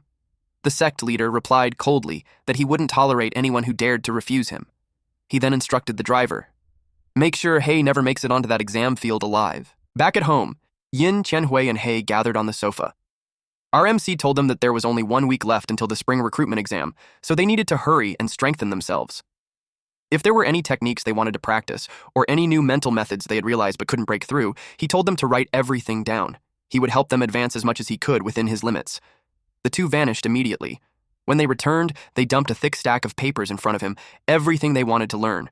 It was a lot, but it also made him realize how diligent and eager they were. He then let out a small laugh. Then, another hand holding papers appeared in midair. The stealth fiend revealed itself. It declared that even though it was a monster, it was just as diligent and eager to learn, and it handed over its own study list. Qianhui noticed its chest bouncing. Both she and Yin were instantly annoyed. They knew it was deliberately using that to distract their master. Yin silently resolved to find a chance to deal with it in the future. As the days passed, everyone focused on advancing their cultivation. Meanwhile, at the cliff, the robed men planted talismans deep into the rock layer. They also cast spells to shield the area from spiritual detection. The talismans were invisible to the naked eye. They worked carefully, making sure not to miss a single detail. One of them suddenly recalled that the location of the spring recruitment exam had just been announced. He asked his companion how he was so certain this would be the exam site a week later. The man replied calmly, "Humans were never truly united." Since the talismans were finished, the robed man wanted to take some time off. His colleague asked why. He replied that he had accepted a job from a sect on the dark web to kill someone. He was immediately scolded for taking jobs that involved cultivators. Meanwhile, Hei reviewed the criteria to complete the infernal aspect. First, he needed to apply for eligibility to recruit demon disciples. Second, he had to obtain an infernal aspect demon core. Third, he had to complete cultivation of the infernal aspect technique. After advancing a large number of techniques, he distributed them to the appropriate disciples as their completion tasks. Only Yin's infernal aspect completion remained, and since several steps in the middle required procedures at the cultivator's mansion, he decided to handle it himself. Once the completion task was finished, Yin would gain legitimacy to act openly in the human realm. He checked the notification. The demon core required for infernal aspect completion had to be obtained from a golden core stage great demon most skilled in disguise, the burning antelope. Hei found this strange. Normally, such completion tasks took place inside secret ruins, but the suggested location was in the middle of the desolate wilderness. He then noticed a robed man standing above the cliff. The man confirmed Hei's identity. He compared it with a bounty poster. The robed man declared that someone had placed a bounty on Hei's life, and that Hei shouldn't blame him for what was about to happen next. Our MC, not even the slightest bit concerned, asked who he was. The man acted strange, mysterious, and Hei couldn't sense any presence from him at all. Suddenly, the man vanished and reappeared behind Hei. He mocked Hei, saying his reactions were even slower than the old man who had been out for a night run. A ray shot toward Hei. The ground was scraped clean by the blast, but when the man looked again, no one was there. Hei was now holding his head. The robed man was shocked and confused. Hei commented calmly that the man had started attacking without even explaining himself. He asked again who he was, and who had placed the bounty. The robed man flew into a rage. A violent surge of energy burst from his body, forcing Hei to step back in time. He was furious that Hei dared to look down on him. Smoke filled the area. Within it, the robed man prepared to attack again. In an instant, he closed the distance and kicked at Hei, but Hei dodged cleanly. The man twisted his leg mid-motion and kicked again. Hei ducked beneath the strike. The impact shattered the ground. The robed man sneered, mocking Hei for doing nothing but running away. He decided to end it with a wide-range technique that would leave no room to escape. Light escape. Cage of light. Hei was about to respond when a massive blinding ray erupted. It covered an enormous distance. Even the man's colleague saw the attack from afar. He frowned, wondering why his companion had already used his ultimate move. Just what kind of target required that much power? Eventually, the ray began to weaken, but it left a huge hole on the ground. Hei's presence completely vanished, so he assumed that the contract was complete. He expects to receive that bounty, a large box of top-grade stones. But when the smoke slowly cleared, he saw a shadow. Hei was standing just fine. He told the robed man that he just wanted to see if there was anything in his techniques worth advancing for himself. The move was quite interesting, but he wouldn't have been able to block it without opening a barrier. The robed man couldn't believe that Hai blocked it with a defensive barrier, and yet he couldn't sense the presence of a living person. Our MC revealed that it was because the one talking wasn't a living person. He unveiled a rock that looked like him in the poster. He had this derpy face. The robed man was surprised to see the substitute. He quickly ran away after realizing that he misjudged him. He planned to get the bounty next time, but to his surprise, a fist came out of thin air. Hai showed himself and punched him in the stomach. It was such a powerful punch that the impact made the ground explode. The burning antelope was eliminated. A beast bone fiend core was obtained, along with the camouflage attribute. Now Hai understood why he hadn't realized it was a sheep fiend earlier. The camouflage attribute was extremely powerful. The fiend core itself was also a rare find, as it possessed dual attributes. He planned to hand it out as a bonus to everyone during the next team-building event. Then the bounty poster flew toward him. He caught it, and he was immediately annoyed because it looked nothing like him. At the spring recruitment exam venue, it was quiet. Everyone wondered why it hadn't started yet. Apparently, they were waiting for the chief examiner to officially open the proceedings. This year's competition felt far more intense than in previous years. It was a major event, filled with young students from the great sects, all overflowing with talent. Rows of chairs were set up at the front, serving as the waiting area. Candidates who were about to take the test sat there. A student noticed someone among them who didn't look like an examinee. He wondered how an outsider could have entered the exam venue. The woman beside him explained that she was young Master Lai's girlfriend. Disciples from major sects were allowed to bring family and friends. The explanation only made the man feel even more envious. They gossiped about how the woman was a few years older than young Master Lai. The woman even claimed that she had robbed the cradle, snagging a disciple from a major sect after dumping her previous boyfriend. The man assumed the ex-boyfriend must have been poor and insignificant, someone who could only accept his fate after having his girlfriend stolen by a major sect disciple. The woman agreed. The ex-boyfriend had no other choice. He couldn't possibly fight his love rival. They were about to continue talking about how the ex-boyfriend must have died. When she suddenly noticed the woman's expression change, the man asked what was wrong. The woman said she could feel a killing intent. Immediately, the man turned to look behind him. Hai, Yin, and Qian Hui were all standing beside them. Our MC glared at the man. The man turned pale. He had no idea why Hai was looking at him with such murderous intent. Qian Hui reported to Hai that someone had called him short. Yin added that she had also heard someone saying he was lame. The stealth fiend mentioned as well that his ex-girlfriend had dumped him just to hook up with a disciple from a major sect. Hai remained silent. They then sat in the front seats. The man was drenched in sweat, which made the woman ask what was suddenly wrong with him. He replied that he had accidentally stepped on a massive landmine. The woman in front noticed someone sitting to her right.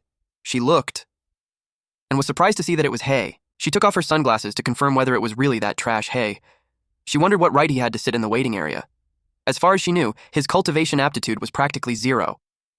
She briefly wondered if some miracle had happened, but she quickly dismissed the thought as impossible and assumed that he was just like her, someone clinging to a student from a major sect, trying to snag a front row seat to show off on social media. Lai Junhao asked if it was someone she knew. She replied that it wasn't. She brushed off the topic, saying she must have been mistaken and that there was no way she knew other students. Not long after, a man appeared at the edge of the cliff and demanded everyone remain silent as he began reading the exam rules.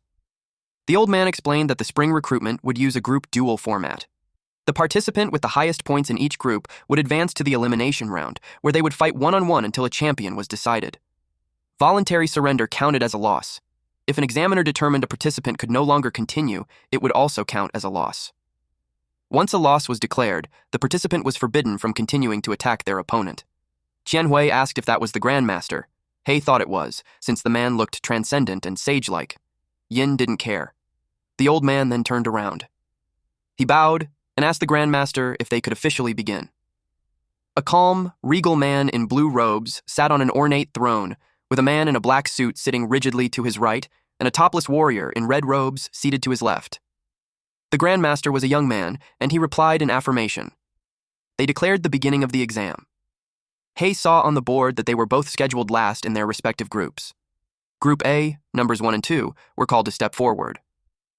A man in red pants faced off against a long, silver-haired man. The man in red pants was a disciple of the Tyrant Body Sect, Sun Ming. His opponent was an Earth Spirit Sect disciple, Shenantian. Ming challenged him, asking how long he planned to keep that nonchalant expression. He took his stance, and in a split second, he was already in front of him. Nantian was startled, but he managed to evade the powerful punch at the last moment. He immediately realized how fast Ming was and how lethal his attacks could be. He used Earth Escape to retreat. The ground trembled violently. Then he followed up with a rapid stone rain. Massive rocks poured down toward Ming. Ming was agile, skillfully weaving through the barrage as he closed the distance without taking a hit. He boasted that, in terms of speed alone, he could compete with someone an entire major realm above him. Nantian jumped as Ming slid in for a low kick. That was exactly his plan, to force him into the air. Nantian calmly stated that even if he had nowhere to dodge, there was also nowhere for Ming to kick off from. Ming was shocked when he heard that, and that was when he realized the entire ground beneath him had collapsed, forming a massive pit. Nantian had used the Earth Escape, dangerous terrain technique. There was no other outcome. Ming fell. Earth Spirit Sect disciple Shi Nantian was declared the winner. Alright, that's it for today's story. If you want the weekly chapter updates for this series, those will now be uploaded on my second channel, Manhwa Updater. So if you don't want to miss what happens next, make sure to check it out and join the update gang. Thanks for watching, stay cool, stay awesome, and I'll see you in the next one.